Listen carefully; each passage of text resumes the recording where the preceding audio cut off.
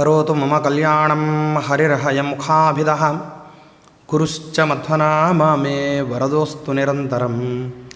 ಕಲ್ಯಾಣಾದ್ಭುತಗಾತ್ರಾಯ ಕಾಮಿತಾರ್ಥಪ್ರದಾಯಿನೇ ಶ್ರೀಮದ್ವೆಂಕಟನಾಥಾಯ ಶ್ರೀನಿವಾಸಾಯ ತೇ ನಮಃ. ವೇದಶಾಸ್ತ್ರಪುರಾಣಾಬ್ಧಿವಿಕ್ರೀಡನ ವಿಶಾರದಾನ್ ಶ್ರೀಸತ್ಯಧ್ಯಾನತೀರ್ಥಾಖ್ಯಾನುಪತಿಷ್ಠೇ ಗುರುನ್ ಮಮ. ವೇದಶಾಸ್ತ್ರಪುರಾಣಾರ್ಥರಸಪೀಯೂಷವರ್ಷಕಾನ್ ಶಿಷ್ಯವಾತ್ಸಲ್ಯಭರಿತಾನ್ ಜಾಲಿಹಾಳ ಗುರೂನ್ ಭಜೆ. ಯಸ್ಯ ಸ್ಮರಣಮಾತ್ರೇಣ ಧರ್ಮದೀಕ್ಷಾ ವಿವರ್ಧತೆ ವಂದೇ ತಾನ್ ಶ್ರೀನಿವಾಸಾರ್ಯಾನ್ ಮಮ ವಿದ್ಯಾಗುರುಂ ಸದಾ. ಶ್ರೀಗುರುಭ್ಯೋ ನಮಃ. ಹರಿ ಓಂ. ನಾರಾಯಣಂ ನಮಸ್ಕೃತ್ಯ ನರಂ ಚೈವ ನರೋತ್ತಮಂ ದೇವೀಂ ಸರಸ್ವತೀಂ ವ್ಯಾಸಂ ತತೋ ಜಯಮುದೀರಯೇತ್. ಸ್ವಸ್ತ್ಯಸ್ತು ಸತಾಂ ಅಖಿಲ ಸನ್ಮಂಗಲಾನಿ ಭವಂತು. ಶ್ಲೋಕೈಕಶ್ರವಣಪಠಣಮಾತ್ರೇಣ ವಕ್ತುಶ್ಚ ಶ್ರೋತॄಣಾಂ ನಿಖಿಲ ಕಲಿಕೃತಕಲ್ಮಷಾಪನೋದನಪಡುತರೆ ಧರ್ಮಾದ್ಯಖಿಲ ಪುರುಷಾರ್ಥಸಾಧನೀಭೂತೆ ಶ್ರೀಮನ್ಮಹಾಮುನಿಕೃತೆ ಶ್ರೀಮನ್ಮಹಾಭಾರತೆ ವಿರಾಟಪರ್ವಣಿ ಅದ್ಯ ಕಥಾ ಪ್ರಾರಂಭೆ ಸತಿ ಕಿಂಚಿತ್ ಪೂರ್ವಕಥಾ ಪ್ರಮೇಯಾನುವಾದಃ. ಹರಿ ಓಂ. ಧರ್ಮೋ ವಿವರ್ಧತಿ ಯುಧಿಷ್ಠಿರಕೀರ್ತನೇನ ಪಾಪಂ ಪ್ರಣಶ್ಯತಿ ಬೃಕೋದರ ಕೀರ್ತನೇನ ಶತ್ರೂನ್ ವಿನಂಕ್ಷ್ಯತಿ ಧನಂಜಯ ಕೀರ್ತನೇನ ಮಾದ್ರೀಸುತೌ ಕಥಯತಾಂ ನ ಭವಂತಿ ರೋಗಾಃ. ಶ್ರೀ ಗುರುಭ್ಯೋ ನಮಃ. ಹರಿ ಓಂ.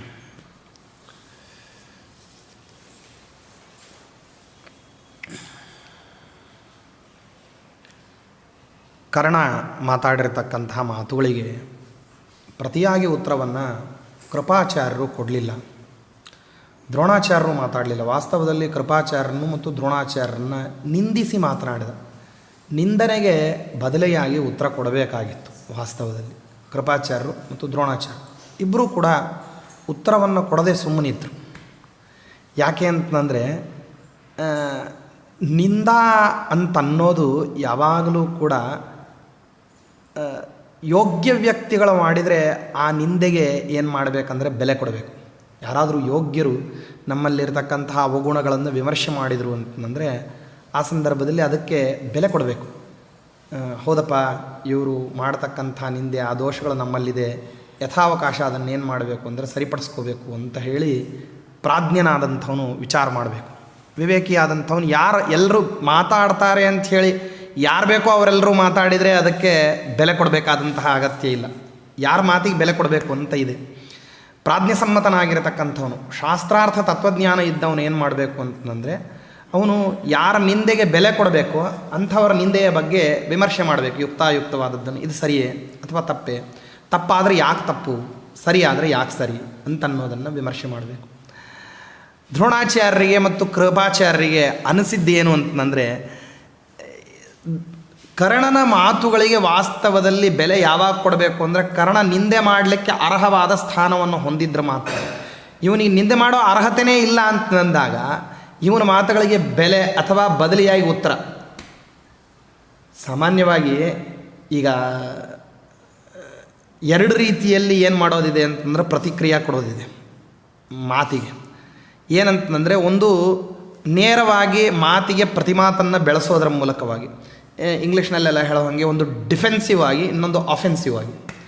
ಅಂದರೆ ಅಫೆನ್ಸಿವ್ ಆಗಿ ಅಂದರೆ ನೇರವಾಗಿ ವಾಗ್ದಾಳಿಯನ್ನು ಮಾಡ್ತಕ್ಕಂಥ ಒಂದು ಕ್ರಮ, ಅಥವಾ ಅದನ್ನು ಏನಪ್ಪ ಅಂತಂದರೆ ಹೇಗಿದೆಯೋ ಹಾಗೆ ಬದಲಿಯಾಗಿ ಆ ಪ್ರಸಂಗದ ಬಗ್ಗೆ ಸಾರಾಸಾರ ವಿವೇಚನೆಯನ್ನು ಹೇಳ್ತಕ್ಕಂಥ ಕ್ರಮ. ಈ ಎರಡೂ ಕ್ರಮವನ್ನು ಮಾಡ್ತಿಲ್ಲ ಅಂತ ಆದರೆ ಕರ್ಣನಿಗೆ ವಾಸ್ತವದಲ್ಲಿ ತುಚ್ಛೀಕಾರವನ್ನು ಮಾಡ್ತಿದ್ದಾರೆ. ಒಬ್ಬ ವ್ಯಕ್ತಿ ನಾವು ಬೈದರೆ ಮರಳಿ ಅವನೇನಾದರೂ ಪ್ರತಿಕ್ರಿಯೆ ಕೊಟ್ಟು ಬಿಟ್ಟರೆ ಆ ನಮ್ಮ ಬೈಗಳಿಗೆ ಬೆಲೆ ಬಂದಂಗೆ. ಬೈದದ್ದಕ್ಕೆ ಅವನೇನಾದ್ರೂ ಕೂಡ ಸೋತು ಹೋಗ್ಬಿಟ್ಟ ಅಂತಂದರೆ ಆವಾಗ ಇನ್ನೂ ಹೆಚ್ಚು ಬೆಲೆ ಬಂದಂಗೆ ನಮ್ಮ ಬೈಗಳಿಗೆ. ಒಂದು ವೇಳೆ ಅವನು ಪ್ರತಿಕ್ರಿಯೆಯೂ ಕೊಡಲಿಲ್ಲ, ಅವನು ಯಾವುದೇ ರೀತಿ ಪರಾವೃತ್ತಿನೂ ಆಗಲಿಲ್ಲ ಅಂತಂದರೆ ನಿನ್ನ ಮಾತು ಅಂತನ್ನೋದು ನನಗೆ ಯಾವುದೇ ರೀತಿಯಲ್ಲಿಯೂ ಕೂಡ ಅದು ಪ್ರಸ್ತುತವಾದದ್ದೇ ಅಲ್ಲ ಅಂತ ಹೇಳಿ ಏನಪ್ಪ ಅಂದರೆ ಉದಾಸೀನ. ಆ ಔದಾಸೀನ್ಯಕ್ಕೆ ಬಹಳ ಬೆಲೆ ಇದೆ. ಕೆಲವಾರು ಕಡೆ ಮಾತಿಗೆ ಪ್ರತಿಕ್ರಿಯೆ ಅಂತನ್ನೋದು ಔದಾಸೀನ್ಯವನ್ನು ಮಾಡಿಬಿಟ್ರೆ ಅದಕ್ಕಿಂತಲೂ ದೊಡ್ಡದಾಗಿರತಕ್ಕಂಥ ಏಟು ಅಂತನ್ನೋದೇ ಪ್ರಪಂಚದಲ್ಲಿಲ್ಲ. ಉದಾಸೀನ ಮಾಡಿಬಿಟ್ರೆ ಆ ಏಟಿಗೆ ಪ್ರತಿಯಾದ ಇನ್ನೊಂದು ಏಟೇ ಇಲ್ಲ. ಕೃಪಾಚಾರ್ಯರು ಪ್ರಾಯ ಉತ್ತರ ಕೊಡ್ಲಿಕ್ಕೆ ಹೋದರು, ದ್ರೋಣಾಚಾರ್ಯರು ಉತ್ತರನೇ ಕೊಡಲಿಲ್ಲ. ಆದರೆ ನಿಂದನೆ ಮಾಡಿದ್ದು ತಮ್ಮ ಗುರುಗಳನ್ನಾದದ್ರಿಂದಾಗಿ ತಂದೆ ಮತ್ತು ವೇದಾಂತ ಶಾಸ್ತ್ರವನ್ನು ಹೇಳಿದಂಥವರು, ಶಸ್ತ್ರವಿದ್ಯಾವನ್ನು ಹೇಳಿಕೊಟ್ಟಿರ್ತಕ್ಕಂಥ ಗುರುಗಳು ಅಶ್ವತ್ಥಾಮಾಚಾರ್ಯರಿಗೆ ದ್ರೋಣಾಚಾರ್ಯ. ಆದ್ದರಿಂದ ಅವರು ವಾಸ್ತವದಲ್ಲೇ ತಂದೆಯ ಮೇಲೆ ಗೌರವವನ್ನು ತೋರಿಸಬೇಕಾದದ್ದು ನ್ಯಾಯಸಮ್ಮತವಾದ ಮಾರ್ಗ. ದ್ರೋಣಾಚಾರ್ಯರು ಈ ನಿಂದಾಕ ಪ್ರತಿಕ್ರಿಯೆ ತೋರಿಸಲಿಲ್ಲ ಅಂದ ಮಾತ್ರಕ್ಕೆ ಶಿಷ್ಯರಾದವರು ನಾವು ಪ್ರತಿಕ್ರಿಯೆ ತೋರಿಸಲಿಲ್ಲ ಅಂದರೆ ನಮ್ಮ ಗುರುಗಳ ನಿಂದೆಯನ್ನು ಕೇಳೋದು ನಮಗೆ ಮಹಾಪಾಪ. ಯಾವುದೇ ಶಿಷ್ಯ ಯಾವ ಗುರುಗಳದ್ದು ನಿಂದೆಯನ್ನು ಕೇಳಲಿಕ್ಕೆ ಇಷ್ಟಪಡೋದಿಲ್ಲ. ದಕ್ಷ ಪ್ರಜಾಪತಿಗಳ ಯಜ್ಞದ ಸಂದರ್ಭದಲ್ಲಿ ಸತೀದೇವಿಯನ್ನು ಏನು ಮಾಡ್ತಾರೆ ಅಂತಂದರೆ ಈ ವಿಷಯದಲ್ಲಿ ರುದ್ರದೇವರು ಹೇಳ್ತಾರೆ, ನೀನು ನಿಮ್ಮ ತಂದೆಗೆ ಮನೆಗೆ ಯಾಗಕ್ಕೆ ಹೋಗೋದು ಬೇಡ, ಅಲ್ಲಿ ನೀನು ಏನಪ್ಪ ಅಂತಂದರೆ ಅಮಂಗಳಕರವಾದ ದೃಶ್ಯವನ್ನು ನೋಡುವಂತಹ ಪ್ರಸಂಗ ಬರ್ತದೆ ಅಂತ. ಅರುದ್ರ ಭಾಗಂ ತಮವೇಕ್ಷ ಚಾಧ್ವರಂ ಅಂತ ಹೇಳ್ತಾರೆ ಭಾಗವತದಲ್ಲಿ. ಅಂದರೆ ಅಲ್ಲಿ ರುದ್ರದೇವರಿಗೆ ಭಾಗವೇ ಇಲ್ಲದೆ ಇರತಕ್ಕಂಥ ಒಂದು ಯಜ್ಞ ನಡೀತಾ ಇತ್ತಂತೆ. ಅದು ಅವಳಿಗೆ ಬಹಳಷ್ಟು ಕೋಪ, ರುದ್ರದೇವರನ್ನು ತಾತ್ಸಾರ ಮಾಡಿದ್ದಕ್ಕೆ ತುಂಬ ಕೋಪ ಬಂದುಬಿಡ್ತು. ತುಂಬ ಕೋಪ ಬಂದು ವಿರೋಧ ಮಾಡಬೇಕು ಅಂತಂದಾಗ ಅವಳಂತಾಳೆ, ಯಾರ್ಯಾರು ಯಾವ್ಯಾವ ರೀತಿ ವಿರೋಧ ಮಾಡ್ಬೋದು, ಶಕ್ತಿ ಇರಲಿಲ್ಲ ಅಂದರೆ ಕರ್ಣೋಪಿಧಾಯ ನಿರಯಾತ್, ಕಿವಿಗಳನ್ನು ಮುಚ್ಚಿಕೊಂಡು ಎದ್ದೋಗ್ಬೇಕಂತೆ. ಯದಕಲ್ಪ ಈಶೆ ಧರ್ಮಾವಿತರಿಯ ಘೃಣಿಭಿರ್ನಭಿರಸ್ಯಮಾನೆ ಛಿಂದ್ಯಾತ್ ಪ್ರಸಹ್ಯ ಋಷತಿ ಮಸತಾಂ ಪ್ರಭುಶ್ಚೇ ಜಹ್ಯಾಮಸೂನಪಿ ತಥೋ ವಿಸರ್ಜೆತ್ಸ ಧರ್ಮ ಅಂತ ಹೇಳಿ. ನಮಗೆ ಯಾವುದಕ್ಕೂ ಸಾಮರ್ಥ್ಯ ಇಲ್ಲ, ಕಿವಿಗಳನ್ನು ಮುಚ್ಚಲಿಕ್ಕೆ ಸಾಮರ್ಥ್ಯ ಇಲ್ಲ, ದಕ್ಷ ಪ್ರಜಾಪತಿಗಳಿಗೆ ಶಿಕ್ಷಣ ಮಾಡಲಿಕ್ಕೂ ಸಾಮರ್ಥ್ಯ ಇಲ್ಲ, ಏಕೆಂದರೆ ತಂದೆ ಆಗಿಬಿಟ್ಟಿದ್ದಾರೆ. ಆದ್ದರಿಂದಾಗಿ ಸತೀದೇವಿ ಏನಂತಾಳೆ ಅಂದರೆ, ಇನ್ನು ಉಳಿದಿದ್ದೇನೆಂದರೆ ಜಹ್ಯಾಂ ಅಸೂನಪಿ ತಥೋ ವಿಸರ್ಜೆತ್ಸ ಧರ್ಮ, ನನ್ನ ಪ್ರಾಣಗಳನ್ನು ಬಿಡೋದೇ ಏನಪ್ಪ ಅಂದರೆ ಇದಕ್ಕೆ ಪ್ರತಿಕ್ರಿಯೆ ಅಂತಂದ್ಲು. ತನ್ನ ಗಂಡ ತನಗೆ ಗುರುಸ್ಥಾನಾಪನ್ನನಾದದ್ರಿಂದಾಗಿ ಅವನ ನಿಂದೆ, ಅವನಿಗೆ ಮಾಡತಕ್ಕಂತಹ ಅಪಮಾನ, ಅದನ್ನು ತಾನು ನೋಡೋದು, ಅದಕ್ಕೆ ಪ್ರಾಯಶ್ಚಿತ್ತ ಅದೇನಾದರೂ ಇದ್ದರೆ ಅದು ಯಾವುದು ಅಂತಂದರೆ ತನ್ನ ದೇಹತ್ಯಾಗ ಮಾಡೋದೆ. ಆದ್ದರಿಂದಾಗಿ ದೇಹವನ್ನೇ ತ್ಯಾಗ ಮಾಡಿಬಿಡ್ತೀನಿ ಅಂತ ದೇಹತ್ಯಾಗವನ್ನು ಮಾಡಿದ್ಲು. ಆದರೆ ಏನು ಹೇಳ್ತಾರೆ, ಅಶ್ವತ್ಥಾಮಾಚಾರ್ಯರು ಆ ರೀತಿಯಾದಂತಹ ಅಸಮರ್ಥರಲ್ಲ. ಇವರಿಗೂ ಅದೇ ರೀತಿಯಲ್ಲಿ ಏನಪ್ಪ ಅಂದರೆ ಗುರುಗಳ ನಿಂದ ಅಂತನ್ನೋದೇ ಪ್ರಾಪ್ತ ಆಗಿದೆ ಇಲ್ಲಿ. ಅಲ್ಲಿ ಸತೀದೇವಿಗೆ ಗಂಡ ಗುರುಗಳು ಯಾರು, ರುದ್ರದೇವರು. ಆವಾಗ ಅವಳೇನು ಮಾಡಿದ್ಲು, ಸತೀದೇವಿ ಅಸಮರ್ಥಳಾದದ್ರಿಂದ ದೇಹತ್ಯಾಗ ಮಾಡಿದ್ಲು. ಆದರೆ ಅಶ್ವತ್ಥಾಮಾಚಾರ್ಯರು ಏನು ಮಾಡ್ತಾರೆ ಅಂತಂದರೆ, ನಾನು ಸಮರ್ಥನಿದ್ದೀನಿ ಅಂದಮೇಲೆ ಇಲ್ಲಿ ನೀ ಏನು ನಿಂದ ಮಾಡಿದೆಯಲ್ಲ, ಈ ನಿಂದ ಮಾಡಲಿಕ್ಕೆ ನಿನ್ನ ಅರ್ಹತೆ ಎಷ್ಟರ ಮಟ್ಟಿಂದು, ನಿಂದ ಮಾಡಲಿಕ್ಕೆ ಹೊರಟಿರ್ತಕ್ಕಂಥವು ನೀನು, ನಿನ್ನ ನಿಂದೆಯನ್ನು ಬೆಂಬಲಿಸ್ತಕ್ಕಂಥ ದುರ್ಯೋಧನ, ನೀವು ಎಷ್ಟರ ಮಟ್ಟಿಗಿನ ಅರ್ಹತಾ ವ್ಯಕ್ತಿಗಳು. ಮಾತುಗಳನ್ನು ಆಡಬೇಕಂದ್ರೆ ನಿಮಗೊಂದು ಅರ್ಹತೆ ಬೇಕಲ್ಲ. ಯಾವುದೇ ಅರ್ಹತೆ ಇರಲಿಲ್ಲ ಅಂತಂದ್ರೂ ನೀವು ಮಾತಾಡ್ಲಿಕ್ಕೆ ಹೊರಟು ಬಿಟ್ರಿ ಅಂತಂದರೆ ಅನರ್ಹರಾಗಿರತಕ್ಕಂಥವ್ರು ನಿಮ್ಮ ಮಾತುಗಳಿಗೆ ಯಾವ ರೀತಿ ಬೆಲೆ ಇದೆ ಅಂತನ್ನೋದನ್ನು ಪ್ರಪಂಚದಲ್ಲಿ ಪರಿಚಯಿಸಬೇಕು ನೋಡ್ರಿ.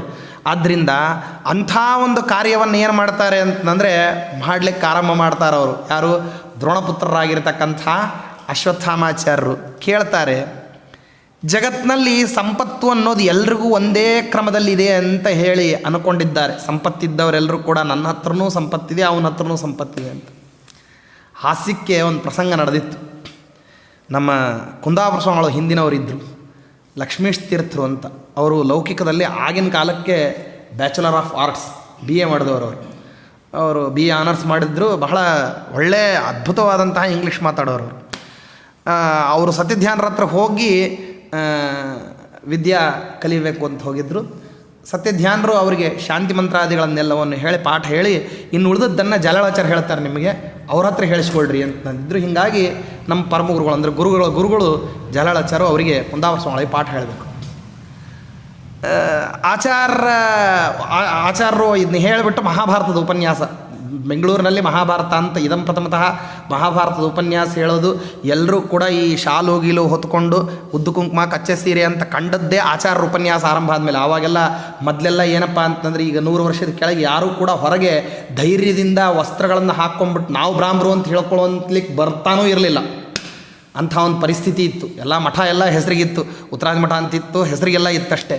ಆದರೆ ಈ ಕಾಲನಿಗಳಲ್ಲಿ ಈ ರೀತಿ ಏರಿಯಾಗಳಲ್ಲೆಲ್ಲ ಮಾಧ್ವ ಸಂಘಗಳು, ಈ ಮಠಮಾನ್ಯಗಳು ಈ ರೀತಿ ಆರಂಭ ಆಗಿಬಿಟ್ಟು ಕಂಡಲ್ಲಿ ಉಪನ್ಯಾಸ ಮತ್ತು ಪಾಠ ಪ್ರವಚನ ಅಂತನ್ನುವಂತಹ ಆರಂಭ ಈ ಒಂದು ಸಾಯಂಕಾಲ ಆದ ತಕ್ಷಣ ಏನಪ್ಪ ಅಂದರೆ 6ರಿಂದ 7, 5ರಿಂದ 6 ಈ ಉಪನ್ಯಾಸ ದಿನನಿತ್ಯ ನಡೆಯುವಂತಹ ಪ್ರಕ್ರಿಯೆ ಆರಂಭ ಮಾಡಿಸಿದ್ದೇ ಅವರು. ಅದರಿಂದ ಅಲ್ಲಿ ಉಪನ್ಯಾಸ ನಡಿಬೇಕು. ಆಚಾರ್ಯ ಉಪನ್ಯಾಸ ಆದ ನಂತರದಲ್ಲಿ ಅವರು ಕುಂದಾವರ ಸ್ವಾಮಿಗಳ ಉಪನ್ಯಾಸ, ಕೊನೆಗೆ ಅನುಗ್ರಹ ವಚನ. ಅವರು ಲೌಕಿಕದಲ್ಲಿ ಇದ್ದಿದ್ದರಿಂದ ಬಲು ಚೆನ್ನಾಗಿ ಉಪನ್ಯಾಸ ಮಾಡೋರು. ಅವರು ಬಹಳ ಅದ್ಭುತವಾದಂತಹ ಉಪನ್ಯಾಸಕಾರರು ಅವರು.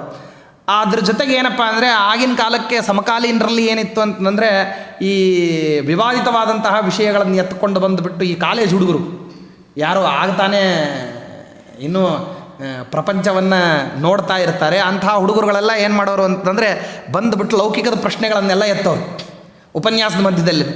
ಅವರು ಆ ಸ್ವಾಮಿಗಳು ಎಂಥ ಸಾಮರ್ಥ್ಯವಂತರಿದ್ರಂತಂದರೆ ಆ ಲೌಕಿಕದ ಪ್ರಶ್ನೆಗಳು ಯಾವುದಕ್ಕೂ ಕೂಡ ವೈದಿಕ ದೃಷ್ಟಾಂತ ಅಲ್ಲ, ಲೌಕಿಕದ್ದೇ ದೃಷ್ಟಾಂತ ಕೊಡೋರು ಅವರು. ಪ್ರತಿಯೊಂದು ಲೌಕಿಕದ ಪ್ರಶ್ನೆಗೆ ಲೌಕಿಕದ ದೃಷ್ಟಾಂತದಿಂದಲೇ ವೈದಿಕ ಪ್ರಮೇಯವನ್ನು ಹೇಳುವಂತಹ ಸಾಮರ್ಥ್ಯ ಅವರು. ಏನು ಸ್ವಾಮಿ, ವಿಶ್ವಜಾತಿ ತಾನೊಂದೇ ವಲಂ ಅಂತ ಹೇಳ್ತಾರೆ, ಎಲ್ಲರೂ ಒಂದೇ, ನನ್ನಲ್ಲಿ ನಿನ್ನಲ್ಲಿ ಇರತಕ್ಕಂತಹ ರಕ್ತ ಒಂದೇ, ಉರಿಯುವಂತಹ ಬೆಂಕಿ ಒಂದೇ, ಹರಿಯೋ ನೀರು ಒಂದೇ, ನಿಂತಿರ್ತಕ್ಕಂತಹ ಭೂಮಿ ಒಂದೇ ಅಂದಮೇಲೆ ಈ ತಾರತಮ್ಯವನ್ನು ಯಾಕೆ ಮಾಡ್ತೀರಿ ಅಂತ ಯಾವನೋ ಒಬ್ಬವನು ಮಾತಾಡಿದ. ಅಷ್ಟೇ ಯಾಕೆ ಸ್ವಾಮಿ, ನಿಮ್ಮ ಹತ್ರ 100 ರೂಪಾಯಿ ಇದ್ದರೆ ನನ್ನ ಹತ್ರ 100 ರೂಪಾಯಿ ಇದ್ದರೆ ಎರಡೂ 100 ರೂಪಾಯಿಗಳು same to same, there is no difference in value. ಇಬ್ಬರದು 100 ರೂಪಾಯಿ ಒಂದೇ ಹೌದಲ್ಲೋ ಅಂದಮೇಲೆ ನೀವು ದೊಡ್ಡವರು ನಾನು ಸಣ್ಣವನು ಅಂತ ಯಾಕೆ ಆಗಬೇಕು ಅಂತ ಕೇಳ್ದ ಒಬ್ಬವನೇ. ಅವನು ಸಭಾ ಮಧ್ಯದಲ್ಲಿ ಎಲ್ಲರೂ ಸೇರಿದ್ದಾರೆ, ಈ ರೀತಿ ಪ್ರಶ್ನೆ ಕೇಳಿಬಿಟ್ಟ. ಆವಾಗ ಅವರು ಏನು ವಿಚಲಿತರಾಗಲಿಲ್ಲ, ಬಹಳ ಸಂತೋಷ. ಹೌದು,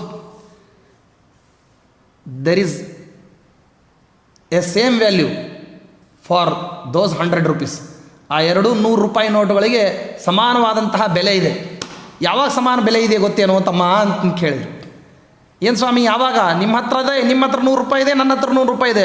ನಿಮ್ಮ ಹತ್ರ ಇರೋ 100 ರೂಪಾಯಿಗೂ 100 ರೂಪಾಯಿ ಬೆಲೆ, ನನ್ನ ಹತ್ರ ಇರೋ 100 ರೂಪಾಯಿಗೂ 100 ರೂಪಾಯಿ ಬೆಲೆನೇ. ಆದ್ದರಿಂದ ಇಬ್ಬರದು ಒಂದೇ ಅಲ್ವೇ ಅಂತ ಕೇಳ್ದ. ಹೌದು, ಯಾವಾಗ ಒಂದೇ ಅಂದರೆ ಆ 100 ರೂಪಾಯಿ ಮೇಲೆ ಇನ್ನೊಂದಿದೆ ನೋಡು, ಮರ್ತು ಬಿಟ್ಟಿದ್ದಿ. 100 ರೂಪಾಯಿ ಅಂತ 24 ಸರ್ತೆ ಬರೆದದ್ದಕ್ಕೆ 100 ರೂಪಾಯಿ ಆಗೋದಿಲ್ಲ. ಅದ್ರ ಮೇಲೆ A27 125327 ಅಂತಂದು ಹೇಳಿ ಬರೆದಿದ್ದಾರೆ ನೋಡು. ನಿನ್ನ ಹತ್ರ ಇರೋಂತಹ ನೋಟಿನ ಮೇಲಿರೋ ನಂಬರ್ ಬೇರೆ, ನನ್ನ ಹತ್ರ ಇರೋ ನೋಟಿನ ಮೇಲಿರೋ ನಂಬರ್ ಬೇರೆ. There are different numbers. So there is ತಾರತಮ್ಯ, ದೇರ್ ಈಸ್ ಭೇದ. ಎರಡೂ 100 ರೂಪಾಯಿ ಒಂದೇನೆ, ಆದರೆ ಎರಡೂ 100 ರೂಪಾಯಿ ಒಂದೇ ಅಂತ ಹೇಳಿ ನನ್ನ ಮೇಲಿರ್ತಕ್ಕಂತಹ ಸೀರಿಯಲ್ ನಂಬರ್, ನನ್ನ ನೋಟ್ನಲ್ಲಿರೋ ಸೀರಿಯಲ್ ನಂಬರು, ನಿನ್ನ ನೋಟಿನ ಸೀರಿಯಲ್ ನಂಬರ್ ಇಬ್ಬರದು ಒಂದೇ ಆಗ್ಬಿಡ್ತಂದ್ರೆ ಎರಡೂ ಫೇಕ್ ನೋಟು ಅಂತ ಆಗ್ತವೆ. ಅದಾಗಬಾರ್ದಂದ್ರೆ ಏನಾಗಬೇಕು? ಆದ್ದರಿಂದಾಗಿ ಭೇದವನ್ನು ಎಲ್ಲೂ ಒಪ್ಲಿಕ್ಕೆ ಹೋಗಬೇಡ್ರಿ ಅಂತ ಅಂತಿರಲ್ಲ ನೋಡಿ. ನಾವು ಒಪ್ಪೋದಲ್ಲ, RBI ಅವರು ಭೇದವನ್ನು ಒಪ್ಪಿದ್ರೆ ಮಾತ್ರನೇ ನೋಟ್ ರಿಲೀಸ್ ಮಾಡಲಿಕ್ಕಾಗ್ತದೆ, ಇಲ್ಲದೇ ಇದ್ದರೆ RBI ಅವ್ರಿಗೂ ರಿಲೀಸ್ ಮಾಡಲಿಕ್ಕಾಗೋದಿಲ್ಲ ಅಂತ ಹಾಸ್ಯ ಮಾಡೋರು ಅವರು. ಅಂದರೆ ಅಂಥ ಒಂದು ವೈದಿಕದ ಪ್ರಮೇಯವನ್ನು, ಭೇದ ಅಂತ ಅನ್ನೋದೆಲ್ಲ ಕಡೆಗೂ ಇದೆ, ತಾರತಮ್ಯ ಅನ್ನೋದೆಲ್ಲ ಕಡೆಗೂ ಇದೆ ಅಂತ ಇಲ್ಲ ಅಂತ ಹೇಳಿ ಲೌಕಿಕದ ದೃಷ್ಟಾಂತ ಹೇಳಲಿಕ್ಕೆ ಹೊರಟ್ರೆ ಏನಂದ್ಯಪ್ಪ, ಬ್ಲಡ್ ಎಲ್ಲ ಒಂದೇ ಅಂತಂದಲ್ವಾ, ಹಾಗಾದರೆ AB ನೆಗೆಟಿವ್ಗೆ O ಪಾಸಿಟಿವ್ ಬ್ಲಡ್ಡನ್ನು ಕೊಡು, ಇಂಜೆಕ್ಟ್ ಮಾಡಿ, ಅವಾಗ ನೋಡಿ ಏನಾಗ್ತದೆ ಅಂತ ಕೇಳಿದ್ರು ಅವರು. ರಕ್ತ ಒಂದೇ ತಾನೇ, ಮಾಡಿ ಹಂಗಂದ್ರೆ ಮಾಡ್ತೀಯಾ? ಯಾಕೆ ಅದನ್ಯಾಕೆ ಮಾಡೋದಿಲ್ಲ? ಯಾವನೋ ಒಬ್ಬ ಇತ್ತೀಚೆಗೆ ಒಬ್ಬವನು ಕೇಳಿದ್ದ, ಏನಂತಂದರೆ ಎಲ್ಲನೂ ಒಂದೇ ಅಂತಂದು ಹೇಳ್ತಾರಲ್ರಿ, ಯಾವುದು ಒಂದೇ ಅಂತಂದಾಗತ್ತೆ ಅಂತ ಹೇಳಿಬಿಟ್ಟು ಇವರೆಲ್ಲ ಮಾಧುರ ಏನು ಮಾಡ್ತಾರೆ, ನಮ್ಮನ್ನೆಲ್ಲರನ್ನೂ ಸೇರಿಸ್ಕೊಂಡು ಈ ರೀತಿ ಮೋಸ ಮಾಡ್ತಾ ಇದ್ದಾರೆ. ಈ ರೀತಿ ಕುರಿ ಕೋಳಿಗಳನ್ನು ನಾವು ಕತ್ತರಿಸಿದಾಗ ಬರ್ತಕ್ಕಂಥ ರಕ್ತದಲ್ಲಿ ನಾವು ಏನು ತಿಂತೀವೋ ಆ ರೀತಿ ಇವ್ರಿಗೆ ತಿನ್ಲಿಕ್ಕಾಗ್ತದಾ ಅಂತಂದು ಕೇಳ್ದವ. ರಕ್ತ ಎಲ್ಲ ಒಂದೇ ಆದದ್ರಿಂದಾಗಿ ನಮ್ಮ ಜೊತೆಗೆ ಅವ್ರು ಸೇರ್ಕೋತಾರಾ, ಯಾಕೆ ಸೇರ್ಕೋಬಾರ್ದು ಅಂದ. ಹೌದು, ರಕ್ತ ಒಂದೇ ಆದದ್ರಿಂದಾಗಿ ನೀ ಆ ರೀತಿ ಸೇರಿಸ್ಕೋತೀಯಾ?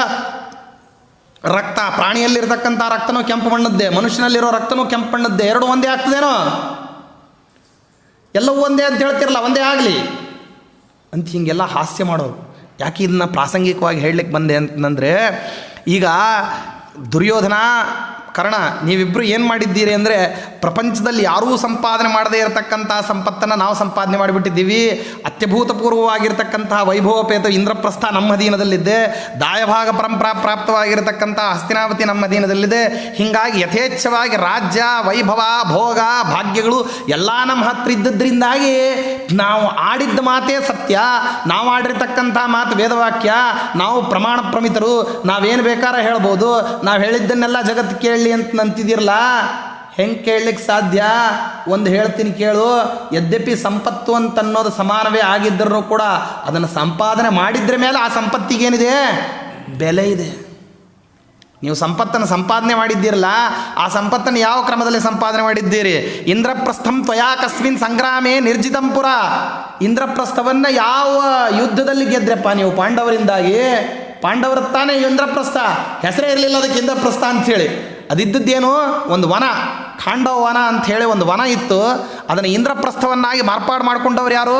ಅವರುಗಳು ಸ್ವಬಾಹುಬಲ ನಿರ್ಜಿತವಾಗಿರತಕ್ಕಂತಹ ಸಮಸ್ತ ಲೋಕಲೋಕಾಧಿಪತ್ಯಗಳನ್ನೆಲ್ಲವನ್ನು ಗೆದ್ದು ಅಲ್ಲಿ ಅನೇಕ ವಿಧವಾಗಿರತಕ್ಕಂತಹ ಸಂಪತ್ತನ್ನು ತಂದು ಹಾಕಿ ಅದು ಇಂದ್ರನಗರಿಗೆ ಸಮಾನವಾಗಿ ಮಾಡಿರತಕ್ಕಂಥವ್ರು ಯಾರು? ಪಾಂಡವರು.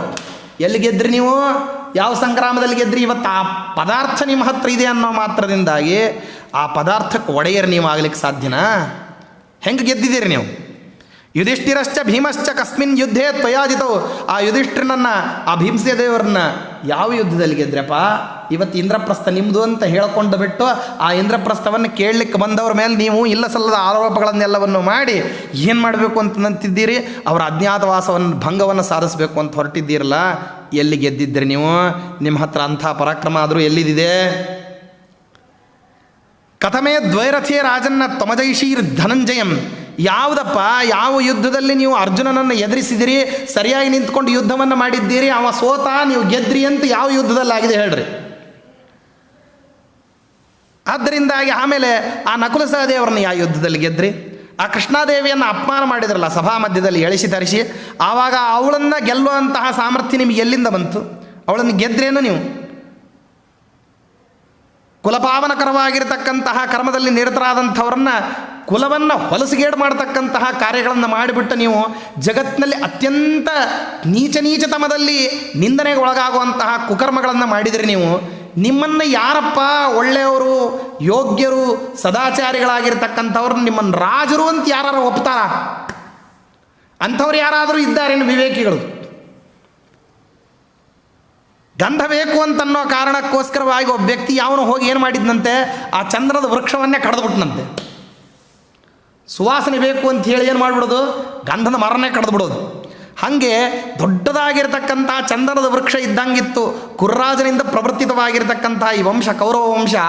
ಆ ವಂಶವನ್ನು ಏನು ಮಾಡಿದೆ ಅಂತಂದರೆ, ನಿನ್ನ ಅಶ್ಲೀಲಕರವಾಗಿರತಕ್ಕಂತಹ ಒಂದು ಯೋಗ್ಯತಾದಿಂದ, ಸ್ವಭಾವದಿಂದ, ವರ್ತನೆಯಿಂದ ಏನು ಮಾಡಿದೆ ಅಂದರೆ ಆ ಕುಲಕ್ಕೆ ಏನು ಮಾಡಿದೆ? ಕುಠಾರ ಪ್ರವಹಾರವನ್ನು ಮಾಡಿಬಿಟ್ಟಿನಿ. ಆವಾಗ ನೀವೆಲ್ಲ ಮಾಡುವಂತಹ ಸಂದರ್ಭದಲ್ಲಿ ನಿಮ್ಮ ಮಹಾ ಅಮಾತ್ಯ ಪದವಿಯಲ್ಲಿರ್ತಕ್ಕಂಥವನು, ಶೂದ್ರ ಸ್ಥಾನಾಪನ್ನನಾಗಿದ್ದರೂ ಕೂಡ ಧರ್ಮಾಧರ್ಮದ ವಿವೇಕ ಇದ್ದಂಥವನು ವಿದುರ ಏನು ಹೇಳ್ದ ಹೇಳು? ಇದು ಸಭಾ ಏನಿದು? ರಾಸಭೀಯಂ ಸಭಾ. ಕತ್ತೆಗಳು ಸೇರಿರ್ತಕ್ಕಂತಹ ದೊಡ್ಡದಾಗಿರ್ತಕ್ಕಂತಹ ಇದು ದೊಡ್ಡಿ. ಇದು ಕತ್ತೆಗಳು ಸೇರ್ತಾವೆ ನೋಡ್ರಿ, ಒಟ್ಟಿಗೆ ಸೇರಿರ್ತಾವಲ್ಲ ದೊಡ್ಡಿ ಒಳಗೆ, ಆ ರೀತಿಯಲ್ಲಿ ಸೇರಿರ್ತಕ್ಕಂತಹ ಕಾರ್ಯಕ್ರಮನೇ ಹೊರತಾಗಿ ಇದನ್ನು ಸಭಾ ಅಂತ ಯಾರ ಕರೀತಾರನ್ನು ಅಂತಂದು ಹೇಳಿ ಅನ್ಲಿಲ್ವಾ? ಆವಾಗ ಯಥಾಶಕ್ತಿ ಮನುಷ್ಯಾಣಾಂ ಅಮರ್ಷಂ ಲಕ್ಷಯಾಮಹೆ ಅನ್ಯೇಷಾಮಪಿ ಸತ್ವಾನಾಂ ಅಪಿ ಕೀಟ ಪಿಪೀಲಿಕೈಹಿ. ರೋಷ ಬರೋದಿಲ್ಲ ಅಂತ ಹೇಳಿ ಪಾಂಡವರಿಗೆ ರೋಷವೇ ಇಲ್ಲ, ಅವರಿಗೆ ಸಾಮರ್ಥ್ಯವೇ ಇಲ್ಲ. ನಾವು ಆಡಿದ್ದೇ ಆಟ, ನಾವೇನು ಬೇಕಾರ ನಿಂದನ ಮಾಡ್ಬೋದು, ನಾವು ಹೆಂಗೆ ಬೇಕಾರ ಅಪಮಾನಿಸ್ಬೋದು, ನಾವೇನು ಮಾಡಿದ್ರೂ ಅವ್ರು ತಡ್ಕೊತಾರೆ. ಅವ್ರ ಹತ್ರ ಯಾವುದೇ ವಿಧವಾದಂತಹ ಬಲ, ಧೈರ್ಯ, ರೋಷ, ಆವೇಶ, ಶಕ್ತಿ, ಸಾಮರ್ಥ್ಯಗಳು ಇಲ್ಲ ಅಂತ ನೀವು ಅಂದ್ಕೊಂಡಿರ್ಬೋದು.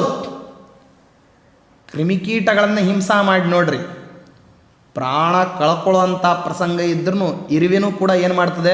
ಒಂದು ಸರ್ತೆ ಕಚ್ಚಿನೇ ಸಾಯ್ತದೆ ಹೊರತಾಗಿ ಕಚ್ಚಲಾರದೆ ಸಾಯೋದಿಲ್ಲ. ಅಪಿಕೀಟ ಪಿಪೀಲಿಕೈಹಿ. ಅದಕ್ಕೂ ಏನೇನೋ ಆಯಾ ಕ್ರಿಯಾಕ್ಕೆ ಪ್ರತಿಕ್ರಿಯೆ ಮಾಡಲಿಕ್ಕೆ ಏನು ಸಾಮರ್ಥ್ಯ ಇದೆಯೋ, ಅದು ಸಣ್ಣ ಸಾಮರ್ಥ್ಯನೋ ಅದು ದೊಡ್ಡ ಸಾಮರ್ಥ್ಯನೋ, ಅದು ಮುಂದಿಂದು ಪ್ರತಿಕ್ರಿಯಾ ಅಂತೂ ಸರ್ವಥಾ ಮಾಡೇ ಮಾಡ್ತವೆ. ಅಂದಮೇಲೆ ಪಾಂಡವರಂತೂ ಅಸಮರ್ಥರೇ ಈ ರೀತಿ ಪ್ರತಿಕ್ರಿಯೆ ಮಾಡ್ತಾರೆ ಅಂತಂದಾಗ, ಇನ್ನು ಪಾಂಡವರು ಸ್ವತಃ ಸಮರ್ಥರಾದಂಥವರು ಅವರು ಪ್ರತಿಕ್ರಿಯೆ ಮಾಡಿಲ್ಲ ಅಂತಂದರೆ ಮುಂದೇನೋ ಕಾದಿದೆ ಅಂತ ಅರ್ಥ. ಅಕ್ರೋಧಸ್ಯ ಯಥಾ ಕ್ರೋಧ ಸರ್ವನಾಶಾಯ ಕಲ್ಪತೆ. ಯಾವಾಗಲೂ ಸುಮ್ಮನೆ ಇರ್ತಾರೆ ನೋಡ್ರಿ, ಗುಮ್ಮಂತ ಯಾವಾಗಲೂ ಇರ್ತಾರಲ್ಲ, ಅವರೇನಾದರೂ ಕೋಪಕ್ಕೆ ಬಂದರು ಅಂದರೆ ಸರ್ವನಾಶದ ಕಾರ್ಯಕ್ರಮ ಅಂತ ಅರ್ಥ. ಈ ಚಟಪಟ ಒಗ್ಗರಣೆ ಕಾಳು ಸಿಡ್ದಂಗೆ ಸಿಡಿತಿರ್ತಾರಲ್ಲ, ಅವ್ರದ್ದೇನು ಏನಾಗೋದಿಲ್ಲ. ಸುಮ್ಮನೆ ಈ ರೀತಿ ಸುಮ್ಮನೆ ಜಗಳ ಆಡ್ತಾ ಇರ್ತಾರೆ, ಆಡ್ತಾ ಇರ್ತಾರೆ, ಹೋಗ್ತಾರೆ, ಮುಗಿದು ಹೋಯ್ತು, ಇಲ್ಲೇ ಕಾರ್ಯಕ್ರಮ ಮುಗಿದು ಹೋಗ್ತದೆ ಹೊರತಾಗಿ ಅವ್ರದ್ದು ಇವರೇನು ದೀರ್ಘಕಾಲದ ರೋಷ ಆವೇಶಗಳನ್ನು ಇಟ್ಕೊಳ್ಳೋದಿಲ್ಲ ಅಂತ ಹೇಳಿ ಜನ ಅವ್ರ ಬಗ್ಗೆ ಏನು ಮಾಡಿಬಿಡ್ತಾರೆ? ಅಲಕ್ಷ್ಯ ಮಾಡಿಬಿಡ್ತಾರೆ. ಆದರೆ ಈ ಕಾದಿಟ್ಟಿಟ್ಟಿಟ್ಟಿಟ್ಟು ಯಾವಾಗ ಒಂದು ಸರ್ತೆ ಕೊಡಬಾರ್ದ ರೀತಿಯಲ್ಲಿ ಆ ರೋಷವನ್ನು, ಆ ಕೋಪವನ್ನು ಸ್ಫೋಟ ಮಾಡಿಬಿಡ್ತಾರೆ.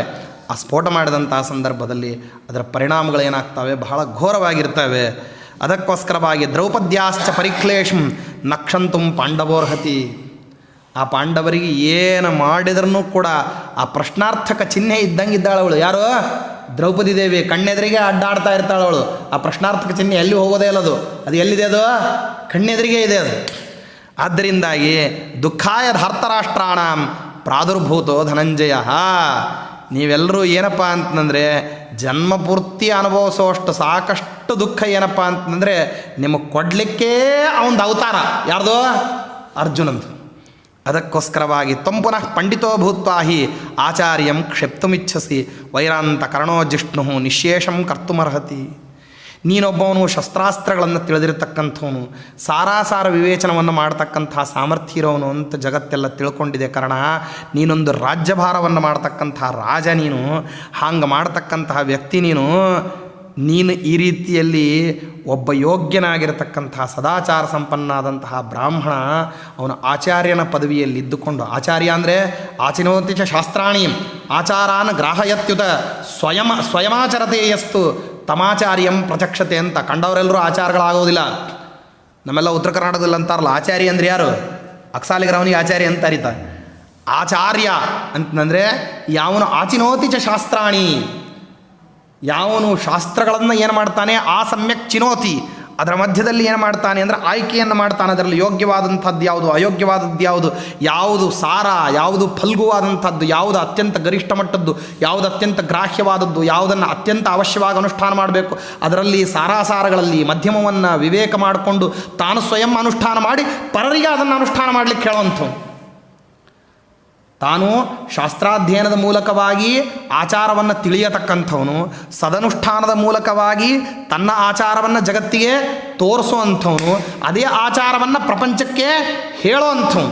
ಇಂಥವನನ್ನು ಆಚಾರ್ಯ ಅಂತ ಕರೀತಾರೆ. ಇವು ಯಾವುದರಲ್ಲಿ ಮೂರರಲ್ಲಿ ಒಂದಿರಲಿಲ್ಲ ಅಂತಂದ್ರೂ ಅವನನ್ನು ಆಚಾರ್ಯ ಅಂತ ಕರೆಯೋದು ಏನಾಗ್ತದೆ, ಕಠಿಣ ಆಗಿ ಹೋಗಿಬಿಡ್ತದೆ. ಕಂಡವ್ರನ್ನೆಲ್ಲರನ್ನೂ ಆಚಾರ್ಯ ಅಂತ ಕರೆಯೋಂಗಿಲ್ಲ. ಆಚಾರ್ಯ ಅಂತ ಕರೀಲಿಕ್ಕೆ ಏನು ಬೇಕು, ಅದಕ್ಕೆ ಅದರದೇ ಆಗಿರ್ತಕ್ಕಂಥ ಒಂದು ಮಾನದಂಡ ಬೇಕು. ಅದಕ್ಕಾಗಿ ಶಾಸ್ತ್ರನೇ ಹೇಳ್ತದೆ ಅದು ಮಾನದಂಡವನ್ನು. ಕಂಡವರಿಗೆಲ್ರಿಗೂ ಆಚಾರ್ಯ ಅಂತ ಕರೀಲಿಕ್ಕೆ ಹೋಗಬೇಡ್ರಿ. ಆಚಾರ್ಯ ಅಂತ ಕರಿಬೇಕಾದ್ರೆ ಏನು, ಅದೊಂದು ಡಿಗ್ನಿಫೈಡ್ ಕೋಡ್, ಅದೊಂದು ಮಾನವಂತವಾಗಿರತಕ್ಕಂಥ ಪದವಿ ಅದು. ಅದು ಯಾರಿಗೆ ಅಂತಂದರೆ ಯಾವನ ಸ್ವಯಂ ಶಾಸ್ತ್ರಾಧ್ಯಯನವನ್ನು ಮಾಡಿ, ಯಾವನು ಅದರಲ್ಲಿ ಸಾರಫಲ್ಗು ವಿಚಾರವನ್ನು ಮಾಡ್ತಾನೋ, ಅದರಲ್ಲಿ ಸಾರಾಸಾರಗಳ ವಿವೇಕವನ್ನು ಮಾಡ್ತಕ್ಕಂತಹ ಸಾಮರ್ಥ್ಯ ಇಟ್ಕೊತಾನೋ, ಹಾಗೂ ತನ್ನ ಅನುಷ್ಠಾನದ ಮೂಲಕವಾಗಿ ಅದನ್ನೇ ಜಗತ್ತಿಗೆ ತೋರ್ಪಡಿಸ್ತಾನೆ. ಕೇವಲ ಅದನ್ನು ಓದೋದು ಮಾತ್ರ ಅಲ್ಲ, ಇಲ್ಲ ಓದಿಬಿಟ್ಟು ಅದನ್ನು ಹೇಳೋದು ಬಿಟ್ಟು ಬಿಡ್ತಾರೆ, ಅಥವಾ ಓದೋದೇ ಇಲ್ಲ ಹೇಳಲಿಕ್ಕೆ ಬಂದುಬಿಡ್ತಾರೆ. ಬೇಕಾದಷ್ಟು ಕಡೆ ಹಿಂಗೂ ಇರ್ತದೆ. ಏನಂತಂದ್ರೆ ಓದಿರೋದೇ ಇಲ್ಲ, ಏನೇನು ಓದಿರೋದಿಲ್ಲ, ಹೇಳಲಿಕ್ಕೆ ಅಂತ ಬಂದು ಕುತ್ಕೊಂಡ್ಬಿಟ್ಟಿರ್ತಾರೆ. ಯಾಕಂದ್ರೆ ಮೈಕಾಸುರನ ಹಾವಳಿ ಅನ್ನೋದು ಎಲ್ಲ ಕಡೆ ಇದೆ ನೋಡ್ರಿ. ಎಲ್ಲಿ ಕಂಡಲ್ಲೆಲ್ಲ ಮೈಕ್ಗಳು ಸಿಗ್ತವೆ. ಕಂಡವರೆಲ್ಲರೂ ಆಚಾರ್ಯರು. ರಿಟೈರ್ಮೆಂಟ್ ಆದಮೇಲೆ ಏನು ಕೆಲಸ ರೀ, ಪುರಾಣಕ್ಕೆ ಹೋಗ್ತಾರೆ ನಮ್ಮ ಮನೆಯವರು ಅಂತ ಹೇಳ್ತಾರೆ. ಯಾಕೆ ಹೇಳಲಿಕ್ಕೆ ರೀ? ಯಾಕೆಂದ್ರೆ ಮನ್ಯಾಗ ಕೂತ್ಕೊಂಡು ಏನು ಮಾಡ್ತಾರೆ, ಇಲ್ಲಿ ಮನ್ಯಾಗ ಕೂತ್ರಂದ್ರೆ ನಮ್ಮ ತಲೆ ತಿಂತಾರೆ, ಅದಕ್ಕಾಗಿ ಪುರಾಣರು ಹೇಳ್ರಿ ಅಂತ ಕಳಿಸ್ಬಿಟ್ಟಿವಿ ಅಂತ. ಅಂದರೆ ಪುರಾಣ ಹೇಳೋದು ಅಂತಂದ್ರೆ ಏನದು, ಅದು ಅತ್ಯಂತ ಈ ರೀತಿಯಾಗಿರುವಂತಹ ಲೇವಡಿ ಮಾಡುವಂತಹ ಕಾರ್ಯಕ್ರಮಕ್ಕೆ ಬಂದುಬಿಟ್ಟಿದೆ. ಹಾಗಲ್ಲ, ಎಲ್ಲೋ ಇದ್ವಿ ರೀ, ಬೇಕಾದಷ್ಟು ದಿವಸ ನೌಕರಿ ಮಾಡಿದ್ವಿ, ಈಗ ಯಾರಿಗಾದ್ರೂ ಏನಪ್ಪ ಅಂತಂದರೆ ಸುಮ್ಮನೆ ಖಾಲಿ ಕೂತಿರೋದು ಹೆಂಗೆ ಆಚಾರ್ಯ, ಒಂದಿಷ್ಟು ಪೌರಾಹಿತ್ಯ ಮಾಡಿಸೋಣ, ಒಂದಿಷ್ಟು ಏನಪ್ಪ ಅಂತಂದರೆ ಶ್ರಾದ್ದ ಪಕ್ಷ ಅಂತ ಮಾಡಿಸ್ಲಿಕ್ಕೆ ಹೋಗೋಣ, ಇಲ್ಲ ಸತ್ಯನಾರಾಯಣ ಪೂಜೆ ಅಂತ ಮಾಡಿಸ್ಲಿಕ್ಕೆ ಹೋಗೋಣ, ಇಲ್ಲ ಖಾಲಿ ಇತ್ತು ವ್ಯಾಸಪೀಠ, ಇವತ್ತು ಯಾರೂ ಪುರಾಣ ಹೇಳೋರಿಲ್ಲಂತೆ, ನಾನು ಹೋಗಿ ಕೂತ್ಕೊಂಡು ಹೇಳ್ಬಿಡೋಣ.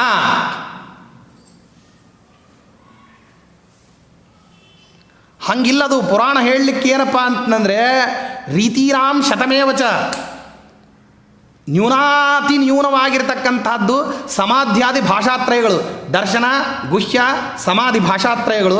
ಮತ್ತು ಹಾಗೇನೇ ಏನಪ್ಪ ಅಂದರೆ ರೀತಿನಾಂ ಶತಮೇವಚ, 100 ರೀತಿಗಳನ್ನು ಅರ್ಥ ಮಾಡಿಕೊಂಡಿರ್ತಕ್ಕಂಥವ್ನು ಏನು ಮಾಡಬೇಕಂತಂದರೆ ಪುರಾಣವನ್ನೇ ಹೇಳಲಿಕ್ಕೆ ಬರಬೇಕಂತೆ. ಪುರಾಣ ಹೇಳಲಿಕ್ಕೆ ಅಂದರೆ ಮಿನಿಮಮ್ ಕ್ವಾಲಿಫಿಕೇಷನ್ನು ಅಂತ ಹೇಳ್ತಾರೆ. ಅದಕ್ಕಾಗಿ ಹಂಗಿರ್ತಕ್ಕಂಥವ್ರವರು ಯಾರು, ಇಂಥವರಲ್ಲಿ ಗರಿಷ್ಠ ಮಟ್ಟದ ವಿದ್ವಾಂಸರು ಯಾರು, ದ್ರೋಣಾಚಾರ್ಯರು. ಅವರು ಶಾಸ್ತ್ರವನ್ನು ಅದರಲ್ಲಿ ಸಾರಫಲ್ಗು ವಿಚಾರವನ್ನು ಮಾಡಿ ಪ್ರಪಂಚವನ್ನು ತಿದ್ದುವಂತಹ ಸ್ಥಾನದಲ್ಲಿದ್ದವರು. ಅಂಥವ್ರಿಗೆ ನೀನು ಮಾಡ್ಲಿಕ್ಕೆ ಹೊಂಟಿದ್ದಿ, ಆಚಾರ್ಯಂ ಕ್ಷೇಪ್ತುಮಿಚ್ಛಸಿ, ಅವರನ್ನೇ ಆಕ್ಷೇಪ ಮಾಡ್ಲಿಕ್ಕೆ ಹೊಂಟಿದ್ದಿ. ನೀವೇನರ ಮಟ್ಟಿಗೆ ಸರಿಯಾಗಿರುವಂಥವ್ರು, ನೀವೇನು ಅರ್ಜುನನನ್ನು ಹೊಗಳೋದು, ನೀವು ಹೊಗಳತಕ್ಕಂತಹ ಅರ್ಜುನನ ವಿಚಾರವನ್ನೆಲ್ಲ ನಾವೇನು ಕೇಳ್ಕೊಂಡಿರೋದು, ಹೊಗಳು ಭಟ್ಟಂಗಿಗಳ ವ್ಯಾಪಾರವನ್ನು ಮಾಡ್ತಾ ಇದ್ದೀರಿ ಅಂತ ನೀ ಯಾರನ್ನು ಮಾತಾಡ್ತೀನಿ ನೀನು? ದ್ರೋಣಾಚಾರ್ಯರನ್ನು. ನಿಮ್ಮ ಯೋಗ್ಯತಾ ಇಂಥದ್ದು, ನೀವು ಯಾರನ್ನು ನೋಡ್ಲಿಕ್ಕೆ ಹೊರಟಿದ್ದೀರಿ ನೀವು? ಮತ್ತು ಗೂಬೆ ಯಾವ ರೀತಿಯಲ್ಲಿ ಸೂರ್ಯನನ್ನು ದ್ವೇಷ ಮಾಡ್ತದಲ್ಲ, ಎಂದಿಗೂ ಅದಕ್ಕೆ ಏನಾಗೋದಿಲ್ಲ, ಬೆಳಕನ್ನು ಕಂಡ್ರೆ ಆಗೋದಿಲ್ಲ, ಅದು ಸೂರ್ಯನನ್ನು ದ್ವೇಷ ಮಾಡ್ತಕ್ಕಂಥದ್ದು ಸಹಜ. ಗೂಬೆ ಸೂರ್ಯನನ್ನು ದ್ವೇಷ ಮಾಡ್ತದೆ ಅಂತ ಸೂರ್ಯನ ಕಾಂತಿಯಲ್ಲಿ ಯಾವ ರೀತಿಯಲ್ಲಿ ದೋಷಗಳಿಲ್ಲ ಅಂತ ಹೇಳಿ ಜಗತ್ತು ಪರಿಗಣನೆ ಮಾಡ್ತದೋ, ಹಂಗೆ ನಮ್ಮ ತಂದೆಯಾಗಿರ್ತಕ್ಕಂಥ ದ್ರೋಣಾಚಾರ್ಯರು ಅವರು ಯಾವ ಸ್ಥಾನದಲ್ಲಿದ್ದಾರೆ? ಅವರು ಸೂರ್ಯ ಸ್ಥಾನದಲ್ಲಿದ್ದಾರೆ. ನೀವು ಎಂಥವ್ರು ಅಂತಂದರೆ ಪ್ರಪಂಚದಲ್ಲಿ ಇನ್ನೂ ಸಾರಾಸಾರವನ್ನು ತಿಳಿಯದೇ ಇರುವಂತಹ ಗೂಬೆಗಳ ಜಾತಿಯವರು ನೀವು ಅಂತೆಲ್ಲ ಏನು ಮಾಡ್ತಾರೆ, ಅವರು ಬಾಯಿಗೆ ಬಂದಂಗೆ ಬೈತಾರೆ. ನೈವ ದೇವಾಹ ನ ಗಂಧರ್ವಾಹ ನಾಸುರಾಹ ನಚ ರಾಕ್ಷಸಾಹ ಭಯಾದಿಹ ಚ ಯುದ್ಧೇರನ್ ಕುಂತಿಪುತ್ರೇಣ ಧೀಮತ. ಈ ಅರ್ಜುನನ ಜೊತೆ ಯುದ್ಧ ಮಾಡಲಿಕ್ಕೆ ನಿಮ್ಮಂಥವ್ರನ್ನ ಬಿಟ್ಟು ಬಿಡು. ನೈವ ದೇವಾಹ, ದೇವತೆಗಳು ಇವನ ವಿರುದ್ಧವಾಗಿ ಯುದ್ಧ ಮಾಡಲಿಕ್ಕೆ ಬರಬೇಕು ಅಂದರೆ ಅವರು ಯೋಚನೆ ಮಾಡ್ತಾರೆ, ಅರ್ಜುನನ ಜೊತೆಗನ ಯುದ್ಧ ಮಾಡಲಿಕ್ಕೆ ಹೋಗ್ಬೇಕಾ? ಯಾಕಪ್ಪ, ಒಂದು ಸರ್ತೆ ಸೋತ್ ಮತ್ತು ತಿರ್ಗಾ ಅವನಿಗೆ ಕೀರ್ತಿ ಹೆಚ್ಚು ಮಾಡುವಂಥ ಕಾರ್ಯಕ್ರಮ ಇದ್ದರೆ ಅಲ್ಲಿ ಎದುರಿಗೆ ಯುದ್ಧ ಮಾಡಲಿಕ್ಕೆ ಹೋಗಬೇಕೆ ಹೊರತಾಗಿ ಇನ್ನು ಯಾವ ಕಾರಣಕ್ಕೆ ಅವನ ವಿರುದ್ಧವಾಗಿ ಯುದ್ಧ ಮಾಡಲಿಕ್ಕೆ ಹೋಗಬೇಕು? ಬ್ಯಾಡ ಅಂತ ದೇವತೆಗಳ ಹಿಂದೆ ಬರ್ತಾರೆ ಗಂಧರ್ವರು. ಯಾಕೆಂದರೆ ಇವ್ರು ಯಾರನ್ನೂ ಕೂಡ ಅವ್ರು ಬರ್ತಾರೆ ಅಂತ ಯೋಚನೆ ಮಾಡೋದಲ್ಲ, ಇದೆಲ್ಲ ಹಿಂದಕ್ಕೆ ಪ್ರಸಂಗ ನಡೆದೋಗ್ಬಿಟ್ಟಿದೆ. ದೇವತೆಗಳು ಯುದ್ಧ ಮಾಡಲಿಕ್ಕೆ ಬಂದು ಖಾಂಡವ ಪ್ರಸ್ಥವನ್ನು ಅಗ್ನಿ ಕೊಡುವಂತಹ ಸಂದರ್ಭದಲ್ಲಿ ಸೋತು ಹೋಗಿದ್ದಾಗಿದೆ.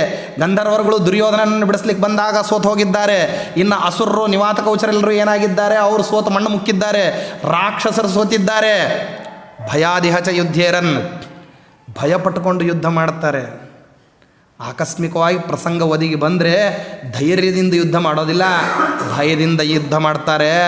ಅಂಥದ್ದು ಇವ್ರು ಯಾರೂ ಅಲ್ಲ, ನೀವು ಮನುಷ್ಯರು. ನೀವು ಇಷ್ಟರ ಮಟ್ಟಿಗೆ ನಿಮ್ಮ ಸಾಮರ್ಥ್ಯ ಇದೆ. ಇಂತಿಂಥ ದೊಡ್ಡವರೇ ಅವನ ಜೊತೆಗೆ ಯುದ್ಧ ಮಾಡಬೇಕಂದ್ರೆ ಈ ವಿಚಾರ ಮಾಡ್ತಾರೆ ಅಂತಂದರೆ ಮನುಷ್ಯರಾಗಿ ನೀವು ವಿಚಾರ ಮಾಡಬೇಕು ಅಂತ ನಮ್ಮಪ್ಪ ಹೇಳಿದರೆ ಅದನ್ನು ಏನು ಮಾಡ್ಲಿಕ್ಕೆ ಹೊರಟಿದ್ದಿ ನೀನು? ಆಕ್ಷೇಪ ಮಾಡ್ಲಿಕ್ಕೆ ಹೊರಟಿದ್ದಿ. ದೊಡ್ಡವರೇ ಈ ರೀತಿಯಲ್ಲಿ ಏನಾಗಿದ್ದಾರೆ, ಇಲ್ಲಿ ಲಗಾಟೆ ಹೊಡೆದು ಹೋಗ್ಬಿಟ್ಟಿದ್ದಾರೆ. ನಿಮ್ಮದು ಎಷ್ಟರ ಮಟ್ಟಿಗೆ ನಿಲ್ಲಬಹುದು? ಯಮೇಕೋ ಅಭಿಸಂಕ್ರುದ್ಧ ಸಂಗ್ರಾಮೇ ಅಭಿಭವಿಷ್ಯತಿ ವೃಕ್ಷಂ ಗರುಡ ವೇಗೋವ ವಿನಿಹತ್ಯಾಂತಮೇಕ್ಷತಿ.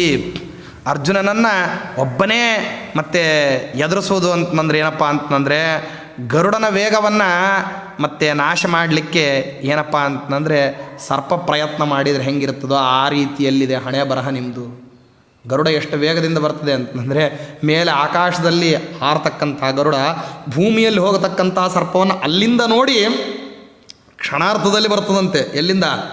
ಆಕಾಶದಿಂದ ಭೂಮಿಗೆ ಬಂದು ಭೂಮಿಯಲ್ಲಿ ಹರಿದಾಡ್ತಕ್ಕಂಥ ಸರ್ಪವನ್ನು ಎತ್ಕೊಂಡು ಪುನಃ ಅದೇ ವೇಗದಲ್ಲಿ ಏನು ಮಾಡ್ತದೆ, ಆಕಾಶಕ್ಕೆ ಉಡ್ಡಯನವನ್ನು ಮಾಡ್ತದೆ. ಅಷ್ಟು ಸಾಮರ್ಥ್ಯ ಇರುವಂತಹ ವ್ಯಕ್ತಿಯ ವಿರೋಧವನ್ನು ಯಾವ ರೀತಿ ಸರ್ಪಗಳೇ ಮಾಡಲಿಕ್ಕಾಗೋದಿಲ್ವೋ ಹಂಗೆ ಅರ್ಜುನನ ಬಾಣದ ವೇಗವನ್ನು ಸಾಮಾನ್ಯರ ತಡಿಲಿಕ್ಕೆ ಆಗೋದಿಲ್ಲ ಅಂತನ್ನೋದು ಸತ್ಯವಾದಂತಹ ಮಾತು. ಅದನ್ನು ನಮ್ಮಪ್ಪ ಹೇಳಿದರೆ ನಿನಗ್ಯಾಕಪ್ಪ ಉರಿ, ಯಾಕೆ ದುಃಖ ಪಡ್ತಿ? ತ್ವತ್ತೋ ವಿಶಿಷ್ಟಂ ವೀರ್ಯೇಣ ಧನುಷ್ಯಂ ಅಮರರಾಟ್ ಸಮಂ ವಾಸುದೇವ ಸಮಂ ಯುದ್ಧೆ ತಂಪಾರ್ಥಂ ಕೋನ ಪೂಜೆಯೇತ್. ನಿನಕ್ಕಿಂತಲೂ ಧನುರ್ವಿದ್ಯಾ ಪಾಂಡಿತ್ಯದಲ್ಲಿ ಅರ್ಜುನ ಭಾಳ ದೊಡ್ಡವನು ಅಂತ ಅನೇಕ ಪ್ರಸಂಗಗಳಲ್ಲಿ ಏನಾಗ್ಬಿಟ್ಟಿದೆ ಅಂತಂದರೆ ನಿಪುಣತರವಾಗಿ ಜಗತ್ತಿಗೆಲ್ಲ ಗೊತ್ತಾಗ್ಬಿಟ್ಟಿದೆ. ಕಾರಣ ಯಾಕೆ ಮತ್ತೆ ತಿರ್ಗಾ ಅದನ್ನು ಗೊತ್ತಾಗಿಲ್ಲ ಅಂತ ಹೇಳಲಿಕ್ಕೆ ಹೋಗ್ತೀಯಾ? ಯಾಕೆ ಮಾಡ್ತೀಯ ಆ ಕೆಲಸನ? ದೈವಂ ದೈವೇನ ಯುದ್ಧೇತ ಮಾನುಷೇಣ ಚ ಮಾನುಷಂ ಅಸ್ತ್ರಂಚಾಸ್ತ್ರೇಣ ಯೋಹನ್ಯಾತ್ ಅರ್ಜುನೇನಾಧಿಕಃ ಪುಮಾನ್. ದೇವತೆಗಳ ಜೊತೆಗೆ ಯುದ್ಧವನ್ನು ಮಾಡಬೇಕು, ಮನುಷ್ಯರ ಜೊತೆಗೆ ಅಸ್ತ್ರದಿಂದ ಯುದ್ಧ ಮಾಡಬೇಕು ಅಂತಾದರೆ ಈ ಇಡೀ ಮನುಷ್ಯರ ಜೊತೆಯಲ್ಲಿ ಇರತಕ್ಕಂತಹ ಅರ್ಜುನನನ್ನು ಯಾವನೇ ಒಬ್ಬ ಮನುಷ್ಯ ಎದುರಿಸ್ಲಿಕ್ಕೆ ಸರ್ವಥಾ ಸಾಧ್ಯ ಇಲ್ಲ. ಅಷ್ಟು ಮೇಲ್ಮಟ್ಟದಲ್ಲಿದ್ದಾನ ಅವನ ಸಾಮರ್ಥ್ಯ ಆ ರೀತಿಯಲ್ಲಿದೆ. ಇನ್ನು ನಮ್ಮಪ್ಪ ಅವನನ್ನು ಸ್ತೋತ್ರ ಮಾಡ್ದ, ಅದು ತಪ್ಪು ಅಂತ ಹೇಳಲಿಕ್ಕೆ ಹೊರಟ್ರಿ. ಈ ರೀತಿ ಅರ್ಜುನ ಸಹಜ ಸಿದ್ಧನಾದಂಥವನು, ಅವನನ್ನು ಯಾರು ಕೂಡ ಸ್ತೋತ್ರ ಮಾಡ್ತಕ್ಕಂಥ ಗತಿಗೆ ಬರ್ತಾರೆ. ಅಲ್ಲೋ ಬೇರೆಯವರೆಲ್ಲ ಸ್ತೋತ್ರ ಮಾಡಲಿ, ಶಿಷ್ಯನನ್ನು ಸ್ತೋತ್ರ ಮಾಡ್ತಕ್ಕಂಥ ಕಾರ್ಯಕ್ರಮ ಗುರು ಯಾಕೋ ಮಾಡಬೇಕು? ಏನಿದ್ರೂ ಕೂಡ ಶಿಷ್ಯನಕ್ಕಿಂತ ಅವರ ಅಲ್ಲೇನು? ಗುರುವಿನಕ್ಕಿಂತ ಅವರ ಅಲ್ವಾ? ಗುರುವಿನಕ್ಕಿಂತ ಕಡಿಮೆ ಅವನು ತಾನೇ ಶಿಷ್ಯ. ಅಂಥದ್ದು ಏನು ಅವಶ್ಯಕತೆ ಇತ್ತು ಅಂತ ಹೇಳಿಬಿಟ್ಟು ನಿಮ್ಮಪ್ಪ ಅರ್ಜುನನನ್ನು ಸ್ತೋತ್ರ ಮಾಡಿದರು ಅಂತ ಕೇಳೋದಾದರೆ ಹೇಳ್ತೀನಿ ಕೇಳು. ಪುತ್ರಾದನಮಮ ಶಿಷ್ಯ ಇತಿ ಧರ್ಮವಿದೋ ವಿದುಹು ಏತೇನಾಪಿ ನಿಮಿತ್ತೇನ ಪ್ರಿಯೋ ದ್ರೋಣಸ್ಯ ಪಾಂಡವ. ನಮ್ಮಪ್ಪನಿಗೆ ನನ್ನಲ್ಲಿ ಅರ್ಜುನನಲ್ಲಿ ಭೇದ ಅನ್ನೋದೇ ಕಂಡಿಲ್ಲ ಅಂತಾನೆ. ಅಶ್ವತ್ಥಾಮಾಚಾರ್ಯ ಅಂದರೆ ದ್ರೋಣಾಚಾರ್ಯರು ಎಷ್ಟು ಪ್ರೀತಿ ಮಾಡಿದ್ದಾರೆ ಅಂತ ಅಸೂಯ ಮಾಡಿಲ್ಲ ಅವರು. ಅರ್ಜುನನ ಬಗ್ಗೆ ನಮ್ಮಪ್ಪ ಭಾಳ ಪ್ರೀತಿ ತೋರಿಸ್ಬಿಟ್ರು. ಎಷ್ಟು ಪ್ರೀತಿ ಅಂತ ತೋರಿಸಿದ್ರು ಅಂದರೆ, ನನ್ನ ಮೇಲೆ ಯಾವ ರೀತಿ ಪ್ರೀತಿ ತೋರಿಸ್ಬೇಕು ನನ್ನ ಮೇಲೆ ತೋರಿಸಿದ್ರು. ಅಷ್ಟೇ ಪ್ರೀತಿಯನ್ನು ಅವನು ಅರ್ಜುನನ ಮೇಲೆ ತೋರಿಸ್ಬಿಟ್ರಲ್ಲ. ಯಾಕೆ ತೋರಿಸ್ಬೇಕಾಗಿತ್ತು? ಛೇ, ಸರಿ ಇಲ್ಲ ಇದು. ಸಮಗ್ರ ವಿದ್ಯಾಪಾಂಡಿತ್ಯವನ್ನು ನಮ್ಮ ಅಪ್ಪನಿಂದ ಪಡಿಲಿಕ್ಕೆ ಮುಖ್ಯ ಅಧಿಕಾರಿ ಯಾರು? ನಾನು. ನನ್ನಷ್ಟೇ ಅಧಿಕಾರಿ ಅಥವಾ ನನಗಿಂತಲೂ ಉತ್ತಮ ಅಧಿಕಾರಿ ಅಂತ ಮಾಡಿ ಕುಡಿಸಿದ್ರು. ಯಾರನ್ನ? ಅರ್ಜುನನ್ನ. ಛೇ, ಮಾಡಬಾರ್ದಾಗಿತ್ತು ಅಂತ ಹೇಳಿ ಅಸೂಯಾಗ್ರಸ್ತರಾಗಿ ಮಾತಾಡಬೇಕು ವಾಸ್ತವದಲ್ಲಿ ಅಶ್ವತ್ಥಾಮಾಚಾರ್ಯರು. ಇಲ್ಲ, ಏನಂತಾರೆ? ಪುತ್ರಾತ್ ಅನವಮ ಶಿಷ್ಯ ಇತಿ ಧರ್ಮ ವಿಧೋ. ಅದಕ್ಕೇನೆ ವ್ಯಕ್ತಿ ತಾನು ಸ್ವಭಾವಗಳನ್ನು ಬೇರೆ ವಿದ್ಯಾಕ್ಕೂ ಈ ಒಂದು ವೇದಾಂತ ಶಾಸ್ತ್ರದ ವಿದ್ಯಾಕ್ಕೂ ಇರೋ ವ್ಯತ್ಯಾಸನೇ ಇದು. ಏನಂತಂದರೆ, ಬೇರೆ ವಿದ್ಯಾಗಳನ್ನೆಲ್ಲ ಕಲ್ತುಕೊಂಡಂತಹ ಸಂದರ್ಭದಲ್ಲಿ, ಬೇರೆ ವಿದ್ಯಾಗಳನ್ನು ಹೇಳಿದ್ವಿ, ಕೇಳಿದ್ವಿ, ಅಭ್ಯಾಸ ಮಾಡಿದ್ವಿ, ನಮ್ಮ ಜೀವನದಲ್ಲಿ ಅದನ್ನು ಬೇಕಾದಷ್ಟು ದಿವಸ ಅದನ್ನು ಉಪಯೋಗಿಸ್ಕೊಂಡ್ವಿ, ವೃತ್ತಿಗೋಸ್ಕರ ಅದನ್ನು ಬಳಸ್ಕೊಂಡ್ವಿ ಅಂದ್ರೆ ಆ ವಿದ್ಯಾಪ್ರಯುಕ್ತವಾಗಿ ನಮ್ಮ ಅಟಿಟ್ಯೂಡ್ ಚೇಂಜ್ ಮಾಡ್ಕೋಬೇಕಾಗಿಲ್ಲ. ನಮ್ಮ ಗುಣಸ್ವಭಾವಗಳನ್ನು ಬದಲಿಸ್ಕೊಳ್ಳುವಂತಹ ಅಗತ್ಯ ಇಲ್ಲ.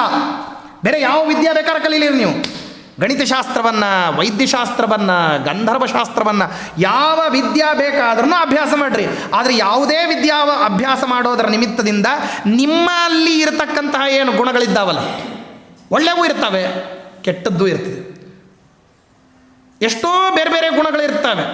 ಔದಾರ್ಯ ಇರ್ತದೆ, ಜಿಪುಣತನವೂ ಇರ್ತದೆ, ಇನ್ನೊಬ್ಬರ ಗುಣೋತ್ಕರ್ಷವನ್ನು ಕೊಂಡು ಸಹಿಸುವಂತಹ ಸ್ವಭಾವ ಇರ್ತದೆ, ಸಹಿಸದೇ ಇರತಕ್ಕಂಥ ಬುದ್ಧಿನೂ ಇರ್ತದೆ, ದಾನವನ್ನು ಮಾಡುವಂತಹ ಬುದ್ಧಿ ಇರ್ತದೆ, ಬ್ಯಾಡ ಅಂತ ನಿಷೇಧ ಮಾಡ್ತಕ್ಕಂಥ ಪ್ರವೃತ್ತಿಯೂ ಇರ್ತದೆ. ಎಲ್ಲನೂ ಇರ್ತದೆ. ನಮ್ಮಲ್ಲೇ ನಮ್ಮ ಜೀವನವನ್ನು ನಾವೇ ಪೂರ್ವಾವಲೋಕನ ಮಾಡಿಕೊಂಡ್ರೆ ಯಾವ್ಯಾವ ಪ್ರಸಂಗಗಳಲ್ಲಿ ನಾವು ಯಾವ್ಯಾವ ರೀತಿ ವರ್ತಿಸಿದ್ವಿ ಅಂತ ಯೋಚನೆ ಮಾಡಿದರೆ ನಾವು ಅಸೂಯಾವಂತರ ಹೌದು ಅಲ್ಲೋ, ನಾವು ಕಾಮಿಗಳು ಹೌದು ಅಲ್ಲೋ, ನಾವು ಕ್ರೋಧಿಗಳು ಹೌದು ಅಲ್ಲೋ, ನಾವು ಲೋಭಿಗಳು ಹೌದು ಅಲ್ಲೋ, ಒಂದು ಸಂದರ್ಭದಲ್ಲಿ ನಾವು ಇನ್ನೊಬ್ಬರಿಗೆ ಸಿಗತಕ್ಕಂತಹ ಪದಾರ್ಥದ ಬಗ್ಗೆ ನಾವು ಬೈಕೆಯನ್ನು ಇಟ್ಟುಕೊಂಡಿದ್ದೀವಿ ಅಂದರೆ ನಮ್ಮಲ್ಲಿ ಲೋಭದ ಬುದ್ಧಿ ಇದೆಯೋ ಇಲ್ಲೋ, ದಾನ ಕೊಡ್ತಕ್ಕಂತಹ ಸಂದರ್ಭದಲ್ಲಿ ಅಯ್ಯೋ ಇಷ್ಟ್ಯಾಕೆ ಕೊಡಬೇಕು ಅಂತ ಹೇಳಿ ಕಡಿಮೆ ಮಾಡ್ತಕ್ಕಂಥ ಬುದ್ಧಿ ಇದೆ ಅಂತ ಅಂದಮೇಲೆ ನಮಗೆ ಲೋಭದ ವಿಚಾರ ನಮ್ಮ ತಲೆಯಲ್ಲಿ ನುಸುಳುತ್ತದೋ ಇಲ್ಲೋ. ನಮ್ಮಷ್ಟಕ್ಕೆ ನಾವು ಪ್ರತ್ಯಹಂ ಪ್ರತ್ಯವೇಕ್ಷೇತ ನರಶ್ಚರಿತಮಾತ್ಮನಃ ಕಿನ್ನು ಮೇ ಪಶುಭಿಸ್ತುಲ್ಯಂ. ನಮ್ಮಷ್ಟಕ್ಕೆ ನಾವು ಯೋಚನೆ ಮಾಡ್ಕೊಂಡ್ಬಿಟ್ರೆ ಗೊತ್ತಾಗಿ ಹೋಗ್ಬಿಡ್ತದೆ. ಹೌದಷ್ಟೇ, ಹಿಂಗೆ ತಾನೇ ಇರೋದು. ಆದ್ದರಿಂದಾಗಿ ಬೇರೆ ಯಾವ ಶಾಸ್ತ್ರವನ್ನು ಅಧ್ಯಯನ ಮಾಡಿದ್ರೂ, ಬೇರೆ ಯಾವುದೇ ಶಾಸ್ತ್ರವನ್ನು ಜೀವನದಲ್ಲಿ ಅಳವಡಿಸ್ಕೊಂಡ್ರೂ ಕೂಡ ಏನು ಅವಶ್ಯಕತೆ ಇಲ್ಲ ನಿಮ್ಮ ಆ್ಯಟಿಟ್ಯೂಡನ್ನು ಚೇಂಜ್ ಮಾಡ್ಕೋಬೇಕು ಅಂತ, ನಿಮ್ಮ ವ್ಯಕ್ತಿತ್ವವನ್ನು ಬದಲಿಸ್ಕೋಬೇಕು ಅನ್ನೋದಿಲ್ಲ. ಆದರೆ ಈ ವೇದಾಂತ ಶಾಸ್ತ್ರ ಒಂದು ವಿಚಿತ್ರ ನೋಡಿರಿ. ಇದನ್ನು ನೀವು ಓದಿದ್ರಿ ಅಂತಂದರೆ you should change your attitude. ನೀವು ನಿಮ್ಮನ್ನು ಬದಲಿಸ್ಕೊಳ್ಳಿ ಅಂತ ಅನ್ನೋದೇ ವೇದಾಂತ ಶಾಸ್ತ್ರದ ಪ್ರಥಮ ವಚನ. ನೀನೊಬ್ಬ ಗುರುವಿನ ಹತ್ರ ವಿದ್ಯಾ ಅಧಿಗಮನವನ್ನು ಮಾಡಲಿಕ್ಕೆ ಹೊರಟಿದ್ದಿ, ನೀ ಹೋಗ್ಬೇಕು ಹೆಂಗೆ ಅಂದರೆ ಬಾಗಿ ಹೋಗಬೇಕಪ್ಪ. ಬಗ್ಗೆನೇ ಅಭ್ಯಾಸ ಇಲ್ಲರಿ. ಹಜಾಮ್ರಿಗೆ ಒಬ್ಬರಿಗೆ ಬಗ್ಗಿದ್ದೀನಿ ನಾನು, ಇಲ್ಲಿವರೆಗೆ ಯಾರಿಗೂ ಬಗ್ಗಿಲ್ಲ. ನೋಡಪ್ಪ, ಹಾಗೆಲ್ಲ ಇಲ್ಲ. ಗುರುಗಳಿಗೆ ಮೊದಲು ಬಗ್ಗೋದನ್ನು ಅಭ್ಯಾಸ ಮಾಡ್ಕೊ. ವಿನೀತನಾಗಿರು, ವಿನಯವಂತನಾಗಿರು, ಅವರಿಗೆ ಸರ್ವಸ್ವವನ್ನು ಒಪ್ಪಿಸು. ಸಮಿತ್ಪಾಣಿ ಶ್ರೋತ್ರಿಯಂ ಬ್ರಹ್ಮನಿಷ್ಠಂ ಯಮೈವೇಶ ವೃಣತೆ ತೇನ ಲಭ್ಯ ತಸೈಷ ಆತ್ಮ ವಿವೃತೆ ತನೂಂ ಸ್ವಾಂ. ಗುರುಗಳ ಹತ್ತಿರದಲ್ಲಿ ಹೋಗಿ, ಸ್ವಾಮಿ ನಂದೇನೂ ಇಲ್ಲ, ಎಲ್ಲಾನು ನಿಮ್ಗೆ ಒಪ್ಪಿಸಿದ್ದೀನಿ, ನೀವು ಕೊಡ್ತಕ್ಕಂಥ ವಿದ್ಯಾನೇ ನನಗೆ ಬೇಕಾಗಿರೋದು, ಅನುಗ್ರಹ ಮಾಡಿ ನನಗೇನು ಮಾಡಿರಿ ಅಂತಂದರೆ ವಿದ್ಯಾಪ್ರದಾನವನ್ನು ಮಾಡಿರಿ. ಈ ರೀತಿಯಾಗಿ ಪ್ರಾಂಜಲವಾಗಿ ಬೇಡ್ತಕ್ಕಂಥ ಬುದ್ಧಿಯನ್ನು ಸಂಪಾದನೆ ಮಾಡ್ಕೊ. ಯಾಕೆ? ಆ ಗುರು ಏನು ಕೊಡ್ತಾನೋ ಅವನೆಲ್ಲ ಕೊಡೋದು. ಯದ್ದದ್ಯಾತ್ ಸುಪ್ರಸನ್ನಧೀಹಿ ಶಿಷ್ಯಾಯ ಸತ್ಯಂ ಭವತಿ. ಶಾಸ್ತ್ರ ಹೇಳ್ತದೆ, ಅವ ಅಲ್ಲ ಅದನ್ನು ಕೊಡೋದು. ಯಾರು ಕೊಡ್ತಾರೆ ಅಂದರೆ ಅವನ ಒಳಗೆ ಅಂತಸ್ಥನಾದಂತಹ ಪರಮಾತ್ಮ ಕೊಡ್ತಾನೆ. ಅದಕ್ಕೆ ಈ ಕಟಿಪಗಿ ಪೀಠ ಇಟ್ಟರೂ ಕೂಡ ಇದಕ್ಕೆ ಕರೆಯೋದೇನಂತ ಕರಿತೀವಿ ಅಂದರೆ ಡೆಸ್ಕ್ ಅಂತ ಕರೆಯೋದಿಲ್ಲ, ವ್ಯಾಸಪೀಠ ಅಂತ ಕರಿತೀವಿ. ಇಲ್ಲಿ ಬಂದು ಕೂತು ಹೇಳ್ತಕ್ಕಂಥವ್ರು ಯಾರಿದ್ದಾರೆ ಅಂತಂದರೆ ವೇದವ್ಯಾಸ ದೇವರು ಹೇಳ್ತಾರೆ ಅಂತ ಅನುಸಂಧಾನ ಮಾಡಿರಿ. ಗಂಗಾದಿ ಸಕಲ ತೀರ್ಥಗಳ ಸನ್ನಿಧಾನ ಇರ್ತದೆ ಪುರಾಣ ನಡೆಯುವಲ್ಲಿ. ಅಶ್ವತ್ಥಾಮಾಚಾರ್ಯರು ಬಂದು ಕೂತಿರ್ತಾರೆ ಅಂತ ಹೇಳಿ ಏನು ಮಾಡಿರ್ತೀವಿ, ಒಂದು ಮಣಿಯನ್ನು ಖಾಲಿ ಹಾಕಿರ್ತೀವಿ. ಅದನ್ನು ಒಂದು ಮಣಿ ಸುಮ್ಮನೆ ಖಾಲಿ ಇಟ್ಟಿರ್ತೀವಿ. ಯಾಕೆ ಅಂದರೆ ಅಲ್ಲಿ ಇನ್ಯಾರೋ ಬಂದು ಕೂಡಲಿ ಅಂತಲ್ಲ. ಆ ಮಣಿ ಖಾಲಿ ಇಡ್ಲಿಕ್ಕೆ ಏನು ಕಾರಣ ಅಂದರೆ ಅಶ್ವತ್ಥಾಮಾಚಾರ್ಯರು ಬಂದು ಕೂಡ್ತಾರೆ, ಅವ್ರು ಕೇಳ್ತಾರೆ ಅಂಥೇಳಿ ನಿತ್ಯದಲ್ಲಿ ಇಟ್ಟಿರ್ತೀವೋ ಇಲ್ಲ. ಯಾಕೆ ಇಡ್ತೀವಿ ಅಂತಂದರೆ ಇಡ್ಲಿಕ್ಕೆ, ಅದ್ರ ಮೇಲೆ ಇನ್ನೇನು ಇಡ್ಲಿಕ್ಕೆ ಹೋಗಬೇಡ್ರಿ, ತೆಗಿರಿ ಅದನ್ನ. ಯಾಕೆ ಅಂತಂದರೆ ಅಲ್ಲಿ ಬಂದು ಕೂಡುವಂಥವ್ರು ಯಾರು? ಸ್ವಯಂ ಅಶ್ವತ್ಥಾಮಾಚಾರ್ಯರು ಬರ್ತಾರೆ, ಅವ್ರು ಕೇಳ್ತಾರೆ ಅದನ್ನ, ಪುರಾಣನ. ಅದನ್ನು ಆ ಅನುಸಂಧಾನ ಬೇಕು. ಆ ಅನುಸಂಧಾನದ ನಿಮಿತ್ತದಿಂದಾಗಿ ಆ ಅನುಸಂಧಾನದ ನಿಮಿತ್ತದಿಂದಲೇ ಏನು ಮಾಡೋದು, ಹೇಳೋದು, ಕೇಳೋದು ಅಂತಿರೋದು. ಆದ್ದರಿಂದ ಬೇರೆ ಶಾಸ್ತ್ರಗಳನ್ನು ಓದಿದ್ರೆ ಅಲ್ಲಿ ಏನಿಲ್ಲ, ನೀವು ನಿಮ್ಮ ಆ್ಯಟಿಟ್ಯೂಡನ್ನು, ನಿಮ್ಮ ವ್ಯಕ್ತಿತ್ವವನ್ನು, ನಿಮ್ಮ ಗುಣಾವಗುಣವನ್ನು ವಿಮರ್ಶೆ ಮಾಡ್ಕೊಳ್ತಕ್ಕಂಥ ಅಗತ್ಯ ಇಲ್ಲ. ಅಲ್ಲೆಲ್ಲ ಕಡೆ ನೀವು ಹೆಂಗೆ ಬೇಕಾದ್ರೆ ಇದ್ದುಬಿಟ್ಟು ನೀವು ಬೇರೆ ಎಲ್ಲ ಶಾಸ್ತ್ರಗಳನ್ನು ಓದ್ಬೋದು. ನೀವು ಗಣಿತವನ್ನು ಓದ್ಬೋದು, ನೀವು ಜ್ಯೋತಿಷ್ಯ ಓದ್ಬೋದು, ವ್ಯಾಕರಣ ಓದ್ಬೋದು, ತರ್ಕಶಾಸ್ತ್ರ ಓದ್ಬೋದು, ಮೀಮಾಂಸ, ಎಲ್ಲಿ ಬೇಕಾದ್ರೂ ಯಾವ ಲೌಕಿಕದ ಶಾಸ್ತ್ರ ಇರಲಿ, ವೈದಿಕದ ಶಾಸ್ತ್ರ ಯಾವುದು ಬೇಕಾದ್ದು ಓದ್ಬೋದು. ಆದರೆ ಈ ವೇದಾಂತ ಶಾಸ್ತ್ರ ಮಾತ್ರ ಇದಕ್ಕೆ ಹೊರತಾಗಿರೋ ಶಾಸ್ತ್ರ. ಇಲ್ಲಿ ಬಂದ್ರಿ ಅಂತಂದರೆ ನೀವು ಎಲ್ಲ ಬದಲಿಸ್ಕೋಬೇಕು. You should change everything in 360 degree circle. ಸಮಗ್ರವಾಗಿರ್ತಕ್ಕಂತಹ ನಿಮ್ಮ ಅಟಿಟ್ಯೂಡ್ಗಳನ್ನು ಚೇಂಜ್ ಮಾಡಿಕೊಂಡು ನೀವೇನು ಮಾಡಬೇಕಾಗ್ತದೆ ಅಂದರೆ ಇಲ್ಲಿ ಒಳಗೆ ಬರಬೇಕಾಗ್ತದೆ. ಇಲ್ಲಿ ಕೇಳಲಿಕ್ಕೆ ಹಿಂಗೆ ಬರಬೇಕು, ಇಲ್ಲಿ ಹೇಳಲಿಕ್ಕೆ ಹಿಂಗೆ ಬರಬೇಕು, ಇಲ್ಲಿ ನಡ್ಕೊಳ್ಳಿಕ್ಕೆ ಹಿಂಗೆ ಬರಬೇಕು. ನೋಡಿರಿ, ಇಂಥ ಅಶ್ವತ್ಥಾಮಾಚಾರ್ಯರು ತಮ್ಮ ತಂದೆ ಆದದ್ರಿಂದಾಗಿ ಎಲ್ಲ ವಿಧವಾಗಿರ್ತಕ್ಕಂಥ ಪಾಂಡಿತ್ಯವನ್ನು ಪಡೀಲಿಕ್ಕೆ ತನಗೆ ಸಂಪೂರ್ಣ ಅಧಿಕಾರ ಇದೆ. ಏಕೆಂದರೆ ಅವರು ಯೋಗ್ಯತಾದಲ್ಲಿ ದೊಡ್ಡವರು. ಅರ್ಜುನನಕ್ಕಿಂತಲೂ ಕೂಡ ಯೋಗ್ಯತಾವನ್ನು ವಿಮರ್ಶೆ ಮಾಡೋದಾದ್ರೂ ಕೂಡ ಅಶ್ವತ್ಥಾಮಾಚಾರ್ಯರು ರುದ್ರಾಂಶ ಸಂಭೂತರು, ಅವರು ದೊಡ್ಡವರು. ಬ್ರಾಹ್ಮಣನಾದದ್ದರಿಂದಾಗಿ ಪ್ರಥಮಾಧಿಕಾರಿ. ವಿದ್ಯಾಪಾಂಡಿತ್ಯವನ್ನು ಪಡೀಲಿಕ್ಕೆ ಅವರಿಗೆ ಒಳ್ಳೆಯ ಧಾರಣಾಶಕ್ತಿ ಇದೆ, ಪ್ರತಿಭಾಶಕ್ತಿ ಇದೆ, ಎಲ್ಲವೂ ಇದೆ.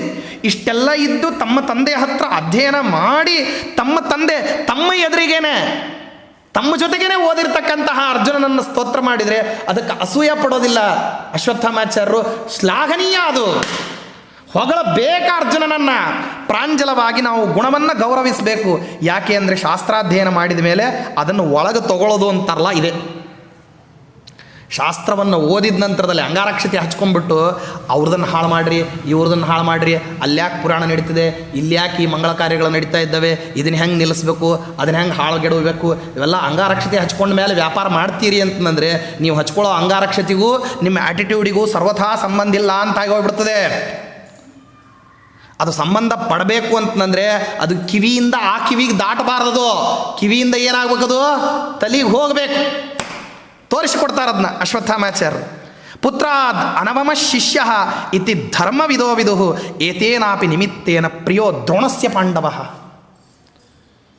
ನನ್ನ ಮಗ ಬೇರೆ ಅಲ್ಲ, ನನ್ನ ಶಿಷ್ಯ ಬೇರೆ ಅಲ್ಲ ಅಂತ ನೋಡಿರತಕ್ಕಂಥ ಉದಾತ್ತ ಪುರುಷರು ಯಾರು? ನನ್ನ ತಂದೆ ದ್ರೋಣಾಚಾರ್ಯರು. ಹಾಗೆ ನೋಡಿರ್ತಕ್ಕಂಥವ್ರವರು ನನ್ನ ಎದುರಿಗೇನೆ ಸ್ತೋತ್ರ ಮಾಡ್ತಾ ಇದ್ದಾರೆ. ವಾಸ್ತವದಲ್ಲಿ ಅಶ್ವತ್ಥಾಮಾಚಾರ್ಯರು ಅಸೂಯ ಪಡಬೇಕು, ಅಸೂಯ ಪಡಲಿಲ್ಲ. ಪ್ರತ್ಯುತ ಅವರು ಏನು ಮಾಡ್ತಾರೆ ಅಂದರೆ ಅರ್ಜುನನನ್ನು ಗುಣಗಾನ ಮಾಡ್ತಾರೆ. ಆದ್ದರಿಂದಾಗಿ ಏತೇನಾಪಿ ನಿಮಿತ್ತೇನ, ಈ ನಿಮಿತ್ತದಿಂದಲೂ ಕೂಡ ಅರ್ಜುನ ಅನ್ನೋನು ಸಹಜ ಪ್ರೀತಿಯನ್ನು ಸಂಪಾದನೆ ಮಾಡಿದ್ದಾನೆ. ಯಾರಿಂದ? ನಮ್ಮ ತಂದೆಯಿಂದ. ಯಥಾತ್ವಂ ಅಕರೋದ್ಯೂತಂ ಇಂದ್ರಪ್ರಸ್ಥಂ ಯಥಾಹರಃ ಸಭಾಂ ಕೃಷ್ಣಾಂ ಯಥೈನೈಷಿ ತಥಾ ಯುದ್ಧಸ್ವ ಪಾಂಡವಂ. ಇನ್ನು ಹೇಳಿದೆಯಲ್ಲ, ನೀವೆಲ್ಲ ಏನು ಬೇಕಾಗಿಲ್ಲ, ನಾನು ಯುದ್ಧವನ್ನು ಮಾಡ್ತೀನಿ ಅಂತ ಹೇಳಿದೆಯಲ್ಲ, ಮಾಡಪ್ಪ. ಭಾಳ ದೊಡ್ಡ ದೊಡ್ಡ ಉದಾತ್ತ ಚರಿತ್ರೆ ಇದ್ದೀರಿ ನೀನು, ನಿನ್ನ ಸ್ನೇಹಿತ ಕರ್ಣ ದುರ್ಯೋಧನನ ಉದ್ದೇಶ ಮಾಡ್ಕೊಂಡು ಹೇಳ್ತಾರೆ. ಯಥಾತ್ವಂ ಅಕರೋದ್ಯೂತಂ, ದ್ಯೂತದಲ್ಲಿ ಎಲ್ಲ ಮಾಡಬಾರದದ್ದೆಲ್ಲ ಮೋಸಗಳನ್ನು ಮಾಡಿ ಅನರ್ಥಕರವಾಗಿರತಕ್ಕಂತಹ ರೀತಿಯಲ್ಲಿ ನಿನ್ನ ಪರವಾಗಿ ಶಕುನಿ ದಾಳವನ್ನು ಉಳಿಸೋದ್ರಿಂದ ಮೊದಲು ಮಾಡಿ ಎಲ್ಲವೂ ಮೋಸನೇ. ದ್ಯೂತವನ್ನೇ ಆಡಬೇಕಾಗಿತ್ತಂದರೆ ಪ್ರತಿಸ್ಪರ್ಧಿಗಳು ಯಾರು? ದುರ್ಯೋಧನ ಮತ್ತು ಯುಧಿಷ್ಠಿರ. ಅಂದಮೇಲೆ ಯಾವಾಗ ಯುಧಿಷ್ಠಿರ ಈ ಕಡೆಯಿಂದ ಆಡ್ತಾ ಇದ್ದಾನೋ ಆ ಕಡೆಯಿಂದ ಯಾರು ಆಡಬೇಕಾಗಿತ್ತು? ಹಾಗಾದರೆ ದುರ್ಯೋಧನ ಆಡಬೇಕಾಗಿತ್ತು, ಆಡಿ ಗೆಲ್ಲಬೇಕಾಗಿತ್ತು. ಹಾಗಾದರೆ ಮೊದಲು ಅಲ್ಲಿಂದ ಮೋಸ ಆರಂಭ. ಹೌದಷ್ಟೇ, ಪ್ರತಿಯೊಂದು ಕಡೆನೂ ಈ ರೀತಿಯಲ್ಲೆಲ್ಲ ಮೋಸ ಮಾಡಿದ್ರೆ ಇಲ್ಲೋ. ಯಥಾ ತ್ವಂ ಅಕರೋದ್ಯೂತಂ, ಈ ರೀತಿ ಮೋಸವನ್ನು ಮಾಡಿದೆಯಲ್ಲ ದ್ಯೂತವನ್ನು ಹೆಂಗೆ ಮೋಸದಿಂದ ಆಡಿದೆಯೋ. ಇಂದ್ರಪ್ರಸ್ಥಂ ಯಥಾ ಅಹರಹ, ಅದೇ ರೀತಿ ಮೋಸದಲ್ಲಿ ಪಣವನ್ನಾಗಿ ಇಟ್ಟುಬಿಟ್ಟು ಇಂದ್ರಪ್ರಸ್ಥ ನಂದು ಅಂತ ಹೇಳಿ ಗೆದ್ದೆ ಅಂತ ಕಿರ್ಚಿದೆಯಲ್ಲ. ಹಾಗೇನೆ ಸಭೆಯಲ್ಲಿ ಮಾನಿಷ್ಠೆಯಾಗಿರ್ತಕ್ಕಂಥ ಆ ರಜಸ್ವಲಾ ಸ್ತ್ರೀಯಾಗಿರ್ತಕ್ಕಂಥ ದ್ರೌಪದಿ ದೇವಿಯನ್ನು ತಲೆಕೂದಲುಗಳಲ್ಲಿ ಹಿಡಿದು ಬಿಟ್ಟು ಎಳೆಸಿ ತರಿಸಿದೆಯಲ್ಲ. ಹೆಂಗಿದೆಲ್ಲ ಉಪದ್ಯಾಪಿತನವನ್ನು ಜಗತ್ತೆಲ್ಲವೂ ನಿಂದನ ಮಾಡತಕ್ಕಂತಹ ಕರ್ಮದಲ್ಲಿ ಈ ಎಲ್ಲ ಪದಾರ್ಥಗಳನ್ನೇ ಹೆಂಗೆ ಹೋಗಿ ಮುಟ್ಟಿದ್ದೀರೋ ನೀವೆಲ್ಲ, ಹೆಂಗೆ ವಶಪಡಿಸ್ಕೊಳ್ಳಿಕ್ಕೆ ಪ್ರಯತ್ನ ಪಟ್ಟಿದ್ದೀರೋ. ತಥಾ ಯುದ್ಧಸ್ವ ಪಾಂಡವ, ಹಾಗೆ ಏನರ ಮೋಸ ಮಾಡಿ ಯುದ್ಧ ಮಾಡ್ಲಿಕ್ಕಾಗ್ತದೇನೋ ಇವತ್ತು ಮಾಡು, ಮತ್ತು ಪ್ರಯತ್ನ ಪಡು ನೋಡೋಣ. ಅಲ್ಲೆಲ್ಲ ಏನೇನು ಮೋಸ ಮಾಡಿದ್ರಲ್ಲ, ಇಲ್ಲಿ ಹಂಗೆ ಏನರ ಮೋಸ ಮಾಡ್ತೀರನ ಮಾಡ್ರಿ. ಅಯಂತೆ ಮಾತುಲಃ ಪ್ರಾಜ್ಞ, ಇನ್ನಿನ ಪಕ್ಕದಲ್ಲಿ ನಿಂತಿದ್ದ ನೋಡಿ ಇವನು ಯಾರೋ ಒಂದು ಸರ್ತೆ ತೊಳಿಲಿಕ್ಕೆ ಆರಂಭ ಮಾಡಿಬಿಟ್ರೆ ವರಾಹ ಕೇಶ ಬೇಕಾಗೇ ಇಲ್ಲ ಅಶ್ವತ್ಥಾಮಾಚಾರ್ಯರಂಥವ್ರಿಗೆ. ಅಯಂತೆ ಮಾತುಲ ಪ್ರಾಜ್ಞ, ಎದುರಿಗಿದ್ದಾನಲ್ಲಪ್ಪ ಬೇಕಾದಷ್ಟು ನಿಮ್ಮಂಥವ್ರಿಗೆಲ್ರಿಗೂ ಕುತ್ಸಿತ ನೀತಿ ತಂತ್ರಜ್ಞಾನಾದಿಗಳನ್ನು ಹೇಳ್ಕೊಡೋದ್ರಲ್ಲಿ ನಿಪುಣರಾಗಿರ್ತಕ್ಕಂಥ ವ್ಯಕ್ತಿಗಳು ಯಾರು? ತಾಯಿ ಸತ್ರನೂ ಸ್ವಾದರಮಾವ ಇರಬೇಕು ಅಂತಂತಾರೆ ನೋಡ್ರಿ. ಇಂಥದ್ದಕ್ಕೇನೆ ಉತ್ತರ ಕರ್ನಾಟಕದ ಕಡೆ ಎಲ್ಲ ಹೇಳ್ತಾರೆ ಸ್ವಾದರಮಾವ ಅಂದರೆ ತಾಯಿ ಸತ್ರನೂ ಸ್ವಾದರಮಾವ ಇರಬೇಕು ಅಂತಂದು ಹೇಳಿ. ಅವನು ಏನು ಮಾಡ್ತಾನೆ ಅಂತ ಅನ್ನೋದಲ್ಲ. ಹಿಂದಿನ ಕಾಲಕ್ಕೆಲ್ಲ ತಾಯಿ ಹೋದ ನಂತರದಲ್ಲೂ ಸೋದರ ಮಾವ ಬಹಳ ವಾತ್ಸಲ್ಯದಿಂದ ನೋಡ್ತಿದ್ನಂತೆ. ಬಹಳ ವಾತ್ಸಲ್ಯದಿಂದ ತಂಗಿಯ ಮಕ್ಕಳು, ಅಕ್ಕನ ಮಕ್ಕಳು ಅಂತ ಅಂದರೆ ಅವರ ಬಗ್ಗೆ ಏನು ಮಾಡ್ತಿತ್ತಂದರೆ ಮಾತೃ ಹೃದಯದಿಂದ ನೋಡ್ತಿದ್ದಂತೆ. ಯಾಕೆಂದರೆ ಅದಕ್ಕೆ ಸೋದರ ಮಾವನನ್ನು ಕೂಡ ಇನ್ನೊಬ್ಬ ಗುರು ಅಂತ ಧರ್ಮಶಾಸ್ತ್ರ ಪರಿಗಣನೆ ಮಾಡ್ತದೆ. ಅವನೊಬ್ಬವನು ಗುರುಸ್ಥಾನಾಪನ್ನನಾಗಿರ್ತಕ್ಕಂಥವನು. ಸೋದರ ಮಾವ, ಹೆಣ್ಣು ಕೊಟ್ಟ ಮಾವ, ಗುರುಗಳು, ತಂದೆ ಇವರೆಲ್ಲರೂ ಕೂಡ ಗುರುಸ್ಥಾನಾಪನ್ನರಾಗಿರ್ತಕ್ಕ ಅಣ್ಣ ಇವರನ್ನು ಗುರುಸ್ಥಾನಾಪನ್ನರಾದಂಥವರು, ಇವರನ್ನು ಗುರುಗಳು ಅಂತ ಕರೀತಾರೆ. ಅದರಿಂದಾಗಿ ನಿನ್ನ ಗುರು ಇದ್ದಾನೆ ನೋಡಿಲ್ಲಿ ಎದುರಿಗೆ. ಯಾರಿದ್ದಾರೆ? ಗಾಂಧಾರ ರಾಜನಾಗಿರ್ತಕ್ಕಂತಹ ಶಕುನಿ. ಕ್ಷತ್ರಧರ್ಮಸ್ಯ ಕೋವಿದ. ಹೆಂಗೆ ಲೇವಡಿ ಮಾಡ್ತಾರೆ ಅಂತಂದರೆ ಭಾಳಪ್ಪ ಕ್ಷತ್ರಿಯ ಧರ್ಮದಲ್ಲಿ ಏನು ಪಾಂಡಿತ್ಯ ಇದೆ ಅಂತ ಅಂದ್ಕೊಂಡಿದ್ದೀನಿ ನೀನು.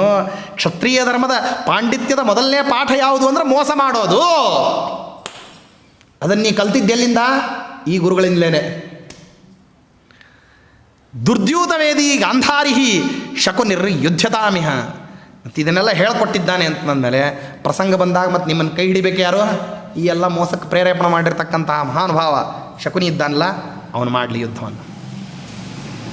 ಆದರೂ ಒಂದು ಮಾತ್ರ ಹೇಳ್ತೀನಿ, ದುರ್ಯೋಧನ ಎಚ್ಚರಿಟ್ಕೋ.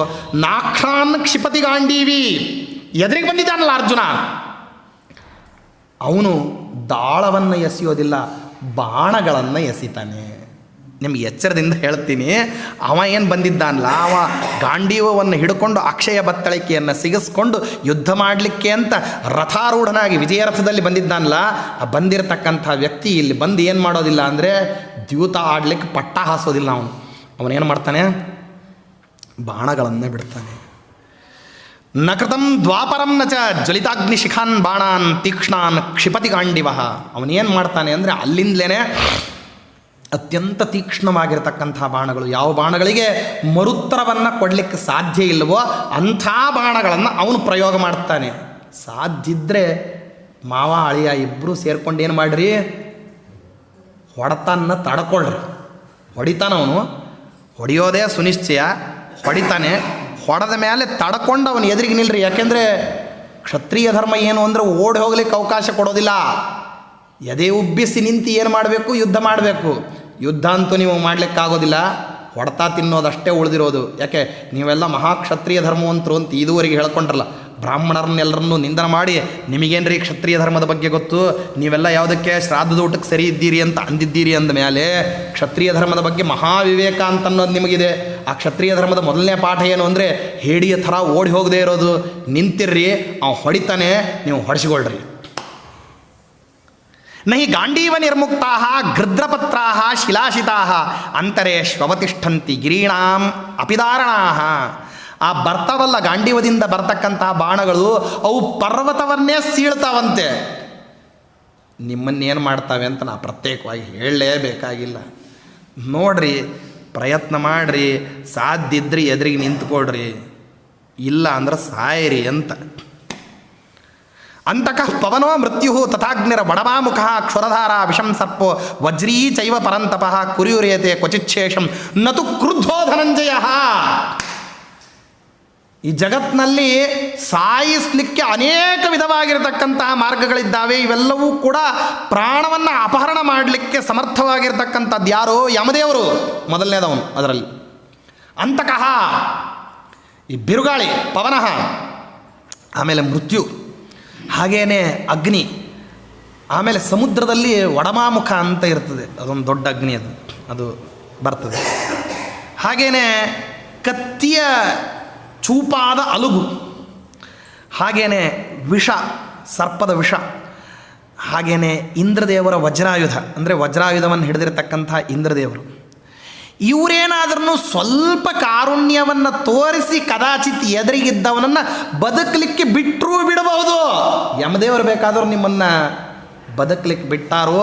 ಆದರೆ ಹೇಳ್ತೀನಿ ಕೇಳು, ನತು ಕ್ರುದ್ಧೋ ಧನಂಜಯ, ಎದುರಿಗೆ ಬಂದಾನಲ್ಲ ಅರ್ಜುನ, ಅವನು ಕ್ರೋಧಾವಿಷ್ಟನಾಗಿ ಬರ್ತಾ ಇದ್ದಾನೆ, ನಿಮ್ಮನ್ನು ಅವ ಉಳಿಸ್ತಾನೆ ಅಂತ ನನಗೆ ವಿಶ್ವಾಸ ಇಲ್ಲ. ನೋಡ್ರಿ ಮತ್ತೆ ಎಚ್ಚರದಿಂದ.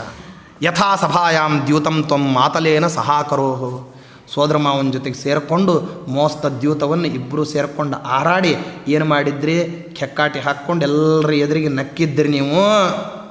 ಬರ್ರಿ ಈಗ. ತಥಾ ಯುದ್ಧಾಸ್ಮ ಸಂಗ್ರಾಮೇ ಸೌಭವಲೇನ ಸುರಕ್ಷಿತ. ಆ ಗಾಂಧಾರ ರಾಜ ಶಕುನಿ ನಿನಗೇನು ಮಾಡ್ತಾನೆ ಅಂದರೆ, ರಾಜಪುತ್ರನಾದದ್ರಿಂದ ನಿನಗೇನಾಗಬೇಕು, ಅವನು ಚಕ್ರರಕ್ಷಕನಾಗಿ ಬರಬೇಕು. ಅವ ನಿನ್ನನ್ನೇನು ಮಾಡಬೇಕು, ಎಡಬಲ ಪಾರ್ಶ್ವಗಳಲ್ಲಿ ನಿಂತುಕೊಂಡು ನಿನಗೆ ಬಾಣಗಳು ಬೀಳದೇ ಇರೋ ಹಂಗೆ ತನ್ನ ಎದೆಯನ್ನು ಒಡ್ಡಿ ನಿನ್ನನ್ನೇನು ಮಾಡಬೇಕು, ಅವನು ರಕ್ಷಣೆ ಮಾಡಬೇಕು. ಸೌಬಲೇನ ಸುರಕ್ಷಿತ, ಗಾಂಧಾರ ರಾಜನಾದ ಶಕುನಿಯಿಂದ ಸುರಕ್ಷಿತನಾಗಿ ನೀನೇನಪ್ಪ, ನೀನು ಉಳಿದು ಬದುಕಿ ಅವನ ಜೊತೆಗೆ ಯುದ್ಧ ಮಾಡಿ ಬಾ. ಆದರೆ ನಾನು ಮಾತ್ರ ಬರೋದಿಲ್ಲ. ಯುದ್ಧತಾಂ ಕಾಮಮಾಚಾರ್ಯ. ಇಷ್ಟೆಲ್ಲ ಬಯಸ್ಕೊಂಡ ಮೇಲೆ ನಮ್ಮಪ್ಪ ದ್ರೋಣಾಚಾರ್ಯ ಏನಾದರೂ ಆಕಸ್ಮಿಕವಾಗಿ ಕಾರುಣ್ಯದ ಬುದ್ಧಿ ಇದ್ದರೆ ಅವರೂ ಯುದ್ಧ ಮಾಡಲಿ, ನಾನೇನು ಬೇಡ ಅನ್ನೋದಿಲ್ಲ. ನಾಹಂ ಯೋತ್ಸ್ಯ ಧನಂಜಯಂ, ನಾನು ಯುದ್ಧ ಮಾಡೋದಿಲ್ಲ. ಮಾತ್ಸ್ಯಸ್ಯ ಅಸ್ಮಾಭಿರಾಯೋಧ್ಯ ಯದ್ಯಾಗಚ್ಚೇದ್ ಗವಾಂಪದ. ನಾವಿಲ್ಲಿ ಯುದ್ಧ ಮಾಡ್ಲಿಕ್ಕೆ ಬಂದದ್ದು ವಿರಾಟ್ ರಾಜನ ಮೇಲೆ, ಅರ್ಜುನನ ಮೇಲಲ್ಲ. ನಮಗೆ ಮೊದಲಲ್ಲಿ ನಿರ್ದೇಶ ಆದದ್ದು ಅದೇನೆ, ಏನಂತಂದರೆ ವಿರಾಟ್ ರಾಜನ ಮೇಲೆ ಯುದ್ಧಕ್ಕೆ ಹೋಗ್ತೀವಿ ಅಂತ ಹೇಳಿ ನೀವೆಲ್ಲ ಹೊರಡಿಸಿದ್ರಿ, ಅದಕ್ಕೆ ಬಂದಿದ್ವಿ ನಾವು. ಇಲ್ಲಿ ಅರ್ಜುನ ಬಂದು ಯುದ್ಧ ಮಾಡ್ತಾನೆ ಅಂದ್ರೆ ನಾವ್ಯಾಕೆ ಯುದ್ಧ ಮಾಡಬೇಕು? ಅರ್ಜುನನ ಜೊತೆಗೆ ನಮಗೇನು ವೈರ ಇದೆ? ವಾಸ್ತವದಲ್ಲಿ ನಾವು ಅವನಿಗೆ ಗುರುಪುತ್ರನಾಗಬೇಕು. ಗುರುವಿಗೆ ಎಷ್ಟು ಗೌರವ ತೋರಿಸ್ತಾನೋ, ಗುರುಪುತ್ರನಾದ ನನ್ನ ವಿಷಯದಲ್ಲಿ ಇವನು ಕೂಡ ಅಷ್ಟೇ ಗೌರವ ಇದೆ. ಯಾರಿಗೆ? ಅರ್ಜುನನಿಗೆ ಅಷ್ಟೇ ಗುರುಬುದ್ಧಿ ಇದೆ ಅಶ್ವತ್ಥಾಮಾಚಾರ್ಯರ ಮೇಲೆ. ವಾಸ್ತವದಲ್ಲಿ ಮೂಲ ಸ್ವರೂಪದಲ್ಲಿ ಈ ಅರ್ಜುನನಿಗೆ ಅಶ್ವತ್ಥಾಮಾಚಾರ್ಯ ಗುರುಗಳು. ಯಾಕೆಂದರೆ ಇವನು ಇಂದ್ರದೇವರು ಮತ್ತು ಅವರು ರುದ್ರದೇವರು, ಬಲಮಿಂದ್ರಸ್ಯ ಗಿರಿಶಃ. ಆದ್ದರಿಂದಾಗಿ ಅತ್ಯಂತ ಗುರುಬುದ್ಧಿ ಇದೆ ಅವರಿಗೆ. ಹಾಗೆ ಶಿಷ್ಯನಾಗಿ ತೋರಿಸ್ಬೇಕಾಗಿರ್ತಕ್ಕಂಥ ಎಲ್ಲ ವಿಧವಾದ ವಿನಯಾದಿ ಸೌಶಲ್ಯವನ್ನು ಅವನು ತೋರಿಸ್ತಾನೆ. ಆದ್ದರಿಂದಾಗಿ ನಾನು ಅವನ ಜೊತೆಗೆ ಯುದ್ಧ ಮಾಡುವಂಥ ಪ್ರಸಂಗನೇ ಇಲ್ಲ, ನಾ ಮಾಡೋದಿಲ್ಲ. ನೋಡ್ರಿ ಹೆಂಗಿದೆ, ಯುದ್ಧ ಮಾಡಲಿಕ್ಕೆ ಕರ್ಕೊಂಡು ಬಂದು ಯುದ್ಧ ಆರಂಭ ಆಗಬೇಕು ಅನ್ನೋದರ ಸಂದರ್ಭದಲ್ಲಿ ಎಲ್ಲ ಅಪಶಕುನಕ್ಕಿಂತ ದೊಡ್ಡ ಅಪಶಕುನ ಯಾವುದು ಅಂದರೆ ಈ ಅಶ್ವತ್ಥಾಮಾಚಾರ್ಯ ಒಲ್ಲೆ ಅನ್ನೋದು. ಈ ಅಶ್ವತ್ಥಾಮಾಚಾರ್ಯರ ಮೇಲೆ ದ್ರೋಣಾಚಾರ್ಯಕ್ಕಿಂತಲೂ ಕೃಪಾಚಾರ್ಯರಿಗೆ ಹೆಚ್ಚು ಪ್ರೀತಿ. ನಾ ಹೇಳಿದ್ನಲ್ಲ, ತಾಯಿ ಸತ್ರು ಸೋದರ ಮಾವ ಇರಬೇಕು ಅಂತ ಹೇಳಿ. ಆ ಸೋದರ ಮಾವ ಯಾರು ಅಂದರೆ ಕೃಪಾಚಾರ್ಯರು. ಅವರಿಗೆ ಅಶ್ವತ್ಥಾಮಾಚಾರ್ಯರ ಮೇಲೆ ಬಲು ಪ್ರೀತಿ, ಅಸಾಧ್ಯ ಅಭಿಮಾನ. ಅಶ್ವತ್ಥಾಮಾಚಾರ್ಯರು ಬೇಡ ಅಂತಂದ್ರೆ ಕೃಪಾಚಾರ್ಯ ಆ ಕಡೆ ತಿರುಗಿ ನೋಡೋದಿಲ್ಲ, ಅಷ್ಟು ಪ್ರೀತಿ ಅವ್ರಿಗೆ. ಇನ್ನು ಕೃಪಾಚಾರ್ಯರು ಒಳ್ಳೆ ಪ್ರಜ್ಞಾವಂತರು, ನಿಷ್ಠಾವಂತರು, ಸುವಿವೇಕಿಗಳು, ಯೋಗ್ಯರು, ಶಾಸ್ತ್ರಾವಮರ್ಶೆ ಮಾಡ್ತಕ್ಕಂಥವ್ರು, ಸ್ವಭಾವತಃ ಒಳ್ಳೆ ಸಚ್ಚರಿತ್ರರಾದದ್ದರಿಂದಾಗಿ ಭಾವಮಯದ್ದನೇ ಕೃಪಾಚಾರ್ಯರಾದದ್ದರಿಂದ ಕೃಪಾಚಾರ್ಯ ಬೇಡ ಅಂದಿದ್ದನ್ನು ದ್ರೋಣಾಚಾರ್ಯ ಮಾಡೋದಿಲ್ಲ. ಕೃಪಾಚಾರ್ಯರು ದ್ರೋಣಾಚಾರ್ಯರು ಯಾವ ಕಾರ್ಯಕ್ರಮ ಬಿಡ್ತಾರಲ್ಲ, ಭೀಷ್ಮಾಚಾರ್ಯ ಅದಕ್ಕೆ ತಲೆನೇ ಹಾಕೋದಿಲ್ಲ. ಅಲ್ಲಿಗೆ ಮುಗಿದೋಯ್ತು, 4 ಡೌನ್.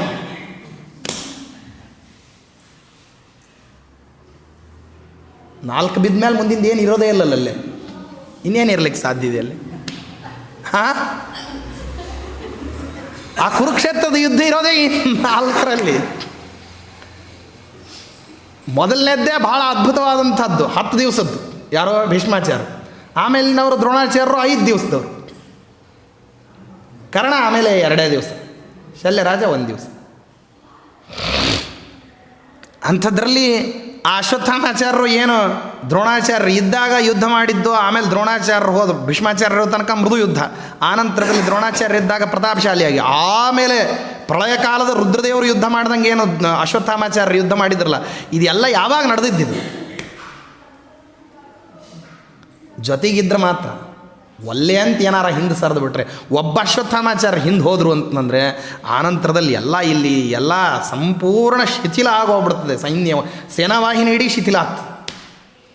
ಭೀಷ್ಮಾಚಾರ್ಯ ಹಿಂದಕ್ಕೆ ಬಂದರು ಅಂತಂದರೆ ಪ್ರಜ್ಞಾವಂತರೆಲ್ಲರೂ ಅರ್ಧ ಭಾಗ ಹಿಂದೆ ಸರಿದು ಬಿಡ್ತಾರೆ, ಅಲ್ಲಿ ಉಳಿದವ್ರು ಯಾರಿಗೂ. ಆದ್ದರಿಂದಾಗಿ ಈ ಯುದ್ಧ ಆರಂಭ ಆಗೋಕ್ಕಿಂತಲೂ ಮುಂಚೆ ಉತ್ಪತನ್ನೇವ ಯೋ ಮೃತಃ ಅಂತ, ಹುಟ್ಟೋಕ್ಕಿಂತ ಮುಂಚೆನೇ ಏನಾಗೋಗ್ಬಿಡೋದು, ಸತ್ತೋಗೋದು ಅಂತ. ಮಗು ಹುಡ್ತೇನೆ ರೀ, ಹುಡ್ತು ಮತ್ತು ಎಲ್ಲಿದೆ ರೀ, ಸತ್ತೇ ಹೋಯ್ತು ರೀ ಹುಟ್ಟಿದಾಗ. ಅಂತ ಹೇಳಿದ್ರೆ ಹೆಂಗಿರ್ತದೆ. ಆ ರೀತಿಯಲ್ಲಿ ಏನಪ್ಪ ಅಂತಂದರೆ ಯುದ್ಧ ಆರಂಭ ಆಗೋಕ್ಕಿಂತಲೇ ಮುಂಚೆ ಪರಪಕ್ಷದಲ್ಲಿರ್ತಕ್ಕಂಥ ಯೋದ್ಧಾರನಿಂದ ಸ್ವಸೈನ್ಯದ ನಾಶ ಅಲ್ಲ, ಸ್ವಪಕ್ಷೀಯ ಯೋದ್ಧಾರಗಳೇ ಅನುತ್ಸಾಹಿತರಾಗಿ ಉತ್ಸಾಹವನ್ನು ಕಳ್ಕೊಂಡು ಯುದ್ಧ ಒಲ್ಲೆ ಅಂತಂದ್ರೆ ಅಲ್ಲಿಗೆ ಯುದ್ಧ ಏನಾಯಿತು, ಹಾಳಾಗಿ ಹೋದಂಗೆ. ಆದ್ದರಿಂದ ಈ ರೀತಿಯಲ್ಲಿ ಆಗುವಂತಹ ಪರಿಸ್ಥಿತಿಯನ್ನು ಕರ್ಣನ ಮಾತುಗಳು, ದುರ್ಯೋಧನನ ಮಾತುಗಳು ಏನು ಮಾಡಿದವು, ಆ ಸೇನಾವ್ಯೂಹಕ್ಕೆ ತಂದಿಟ್ಟು ಆ ಸೇನಾವ್ಯೂಹದಲ್ಲಿ ಇಂಥ ಒಂದು ಸನ್ನಿವೇಶ ನಿರ್ಮಾಣ ಆಗೋಗ್ಬಿಡ್ತು. ಈಗ ಯುದ್ಧವನ್ನು ಮಾಡಬೇಕೆ ಅಥವಾ ಬಿಡಬೇಕೆ? ನೋಡ್ರಿ, ಅಲ್ಲಿ ಅರ್ಜುನ ನಪುಂಸಕನನ್ನು ಒಬ್ಬನನ್ನು ಕರ್ಕೊಂಬಂದು ಯುದ್ಧ ಮಾಡಲಿಕ್ಕೆ ಏನು ಮಾಡಿಬಿಟ್ಟ, ಸಿದ್ಧಿ ಮಾಡ್ಕೊಂಬಿಟ್ಟ, ಸರಿ ಮಾಡ್ಕೊಂಬಿಟ್ಟ. ಅವನು ಆಯುಧಗಳನ್ನು ತೊಗೊಂಬಂದ, ಆಯುಧಾಗಾರವನ್ನು ತೊಗೊಂಬಂದ, ನಪುಂಸಕತ್ವದ ತನ್ನ ವೇಷವನ್ನು ಪರಾವೃತ್ತಿ ಮಾಡಿಕೊಂಡ, ಪೌರುಷ ಬಲದಿಂದಾಗಿ ಏನು ಮಾಡ್ದ ಅಂತಂದರೆ ಪೂರ್ವಪ್ರಾಪ್ತವಾಗಿರ್ತಕ್ಕಂಥ ರಥನೀಡದಲ್ಲಿರೋ ಎಲ್ಲ ಆಯುಧಗಳನ್ನು ಬಳಸಲಿಕ್ಕೆ ಸಿದ್ಧನಾಗಿ ಶಮೀವೃಕ್ಷವನ್ನು ಪ್ರದಕ್ಷಿಣೆ ಮಾಡಿಕೊಂಡು ವಿಜಯವನ್ನು ತನ್ನ ಹಿಂದಕ್ಕೇನೆ ಕಟ್ಕೊಂಡೇ ಬಂದುಬಿಟ್ಟವ. ಏನೂ ಇಲ್ಲದೇನೆ ಬಂದವನು. ಇಲ್ಲಿ ಇವರು ಎಲ್ಲ ಇದ್ದು ಬಂದಂಥವ್ರು ಏನಾದರೂ ಈಗ ಇಲ್ಲಿ ಸಮಗ್ರ ಶಸ್ತ್ರಾಸ್ತ್ರ ಸಂತತಿಯನ್ನಿಟ್ಟುಕೊಂಡು ಸೇನಾವಾಹಿಯನೆಯನ್ನು ಕಟ್ಟಿಕೊಂಡು ಗಜದಳ, ಪದಾತಿದಳ, ಅಶ್ವದಳ, ಮಹಾಯೋದ್ಧಾರರುಗಳು, ಅತಿರಥರು, ಮಹಾರಥರು ಎಲ್ಲರೂ ಸೇರಿಕೊಂಡು ಯುದ್ಧ ಮಾಡಲಿಕ್ಕೆ ಬಂದಿದ್ದಾರೆ. ಯುದ್ಧ ಮಾಡಬೇಕು ಅಂತಂದರೆ ಆವಾಗ ನಾವಲ್ಲೇ ನೀವಲ್ಲೇ ಅಂತನ್ನುವಂತಹ ಪರಿಸ್ಥಿತಿಯ ನಿರ್ಮಾಣ. ಇದು ಏನು ಸೂಚನೆ ಮಾಡ್ತದೆ ಅಂತಂದರೆ ಜಗತ್ತಿನಲ್ಲಿ ಯಾವುದಕ್ಕೂ ಕೂಡ ಏನಪ್ಪ ಅಂತಂದರೆ ಎಲ್ಲ ಮೋಸಗಳಿಗೂ ಒಂದು ಅಂತ್ಯ ಅಂತಿರ್ತದೆ. ಆ ಮೋಸದ ಫಲ ಬರೋ ಅಂಥ ಸಂದರ್ಭದಲ್ಲಿ ಮೋಸ ಸ್ವರೂಪ ಅನ್ನೋದು ಜಗತ್ತಿಗೆ ಗೊತ್ತಾಗಿ ಹೋಗಿಬಿಡ್ತು ಅಂದರೆ ಆವಾಗ ಪ್ರಜ್ಞಾವಂತನಾದಂಥವನು, ವಿವೇಕಿಯಾದಂಥವನು ಏನು ಮಾಡ್ತಾನೆ, ಅದನ್ನು ಆವಾಗ ಪೂರ್ಣ ಪ್ರಮಾಣದಲ್ಲಿ ಅದನ್ನು ಬೆಂಬಲಿಸ್ಲಿಕ್ಕೆ ಹೋಗೋದಿಲ್ಲ. ಅಷ್ಟು ಸಾಕು ಎದುರಿಗಿದ್ದವ್ರು ಗೆಲ್ಲಲಿಕ್ಕೆ. ಇದುವರೆಗೂ ವಿರೋಧ ಪಕ್ಷ ಅಂತ ಅನ್ನೋದು ಭಾರತದಲ್ಲಿ ಯಾಕೆ ಉಳಿದಿದೆ ಅಂತಂದರೆ ಅದು ದುರ್ಬಲವಾದದ್ರಿಂದಲೇ ಉಳಿಸಿದ್ದಾರೆ ಅದನ್ನು. ಅದು ಇರಲಿ, ಯಾಕೆ ಅಂದರೆ ಅದು ಇನ್ನೊಂದು 20 ವರ್ಷ ಇತ್ತಂದರೆ ಇನ್ನು 20 ವರ್ಷ ಯಾರೋ ವಿರೋಧ ಪಕ್ಷದವರು ಅಂತ ಹೇಳಿ ಸ್ವತಃ ಇನ್ನೊಂದು ಪಕ್ಷ ಕಟ್ಟೋದಿಲ್ಲ. ಅಲ್ಲಿಗೆ 20 ವರ್ಷ ಏನಾಗ್ತದೆ, ನಿರಾತಂಕವಾಗಿ ರಾಜ್ಯಭಾರ ಮಾಡ್ಬೋದು. ಯಾಕೆ ಉಳಿಸ್ಯಾರಂದ್ರೆ ಇದೇ ಕಾರಣಕ್ಕೆ. ಇಲ್ಲಾಂದರೆ ನೂರಾರು ಹಗರಣಗಳಿದ್ದಾವೆ, ಯಾವುದೋ ಹಗರಣದಲ್ಲಿ ಕಳಿಸಿಬಿಡ್ಬೋದು. ವಿವೇಕಿಯಾದವನು ಏನು ಮಾಡ್ತಾನೆ ಅಂದರೆ ದುರ್ಬಲನನ್ನು ಸಂಪೂರ್ಣ ಪ್ರಮಾಣದಲ್ಲಿ ಏನು ಮಾಡೋದಿಲ್ಲ, ಕೊಲ್ಲುವುದಿಲ್ಲ, ಅವನನ್ನು ಉಳಿಸ್ತಾನೆ. ಯಾಕೆ ಉಳಿಸ್ತಾನೆ ಅಂದರೆ ಆ ಸೀಟ್ ಖಾಲಿ ಆಗೋದಿಲ್ಲ ಅಂತನ್ನೋ ತನಕನೂ ಪ್ರಬಲನಾದವನು ಒಬ್ಬವನು ಅಲ್ಲಿ ಬಂದು ಕೂತ್ಕೊಳ್ಳಿಕ್ಕಾಗೋದಿಲ್ಲ. ಇದೇ ಆ ರಾಜನೀತಿಯಲ್ಲಿರತಕ್ಕಂಥ ಚಾಣಾಕ್ಷತನ. ಇದು ಪ್ರಪಂಚದಲ್ಲಿ ಸರ್ವತ್ರ ನಡೀತಾ ಇರ್ತದೆ. ಅದನ್ನು ನೋಡುವಂತಹ ಕಣ್ಣುಗಳಿರಬೇಕು. ಅದಕ್ಕಾಗಿ ಏನು ಮಾಡಿದ್ದಾನೆ ಅಂತಂದರೆ ಪರಮಾತ್ಮ ಎಲ್ಲ ಯೋದ್ಧಾರರುಗಳು ಯಾರ್ಯಾರು ಪ್ರಬಲರಿದ್ದರೋ ಅವರನ್ನೆಲ್ಲರನ್ನೂ ದುರ್ಯೋಧನನ ಪಕ್ಷದಲ್ಲಿ ಇಟ್ಟಿದ್ದ.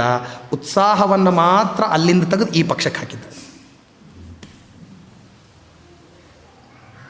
ಅದಕ್ಕೆ ಅವರು ವಾದರಾಜ ತೀರ್ಥರು ಸ್ವಾರಸ್ಯವಾಗಿ ಹೇಳ್ತಾರೆ, ಮುರನರಕ ಮುಖ್ಯರನು ಚಕ್ರದಿ ತರಿದನ ಕರಿವರದನ ಸುರತರುವ ಸತಿಗಾಗಿ ತಂದ ಸಮರ್ಥನ ಜಗತ್ಕರ್ತನ ದುರುಳ ಶಿಶುಪಾಲಾದಿ ದೈತ್ಯ ಸಂಹಾರನ ಬಹುಶೂರನ ಕುರುಕುಲ ಕೆಲಯ ವಿತ್ತ ಪಾಂಡವ ಪ್ರಿಯನ ಕವಿಗೇಯನ. ಯುದ್ಧ ಮಾಡ್ತೀವಿ ಅಂತ ಇವರೆಲ್ಲರೂ ಶಸ್ತ್ರ ಹಿಡ್ಕೊಂಡ್ಬಂದಿದ್ರು. ಅವ ನೋಡ್ರಿ ಮಹಾನ್ ಪ್ರಜ್ಞಾವಂತ, ಯಾವ ಶಸ್ತ್ರ ಹಿಡ್ಕೊಳ್ಳಾರ್ದೆ ಬಂದಿದ್ದ. ಆದರೆ ಏನಂತಂದರೆ ಸಮಗ್ರ ವಿಧವಾಗಿರ್ತಕ್ಕಂಥ ಯುದ್ಧದಲ್ಲಿ ಎಲ್ಲಿ ನೋಡಿದ್ರೂ ಕೂಡ ಕೃಷ್ಣ ಪರಮಾತ್ಮನ ಕಾರ್ಯತಂತ್ರ, ಚಾಣಾಕ್ಷತನ ಅಂತನ್ನೋದು ಪ್ರತಿಯೊಂದು ಕಡೆ ಕಾಣೋ ಹಂಗೆ ವ್ಯವಸ್ಥೆ ಮಾಡಿಟ್ಟಿದ್ದು.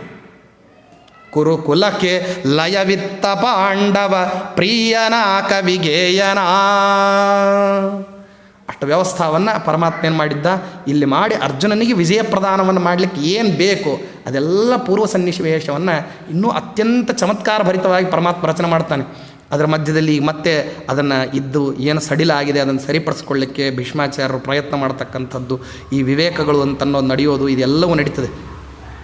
ವಿವೇಕರ ಮಾತುಗಳನ್ನು ಹೇಳಿ ನಾವೆಲ್ಲ ಒಂದೇ ಅಂತ ಹೇಳುವಂಥ ಪ್ರಯತ್ನವನ್ನು ಭೀಷ್ಮಾಚಾರ್ಯರು ಮಾಡ್ತಾರೆ. ಆದರೆ ಏನೇ ಆದ್ರೂ ಕೂಡ ಕನ್ನಡಿ ಒಡೆದ ಮೇಲೆ ಯಾವ ರೀತಿ ಸೇರಿಸ್ಲಿಕ್ಕೆ ಬರೋದಿಲ್ವೋ ಆ ರೀತಿಯಲ್ಲಿ ಅಭಿಪ್ರಾಯ ಭೇದ ಬಂದ ಮೇಲೆ ಐಕಮತ್ಯ ಬರೋದು ಕಷ್ಟ. ಅದನ್ನು ತೋರಿಸ್ತಾರೆ. ಹೇಗೆ ತೋರಿಸ್ತಾರೆ? ನಾಳಿನ ದಿವಸ. ಶ್ರೀಕೃಷ್ಣ ನಮಸ್ತೆ.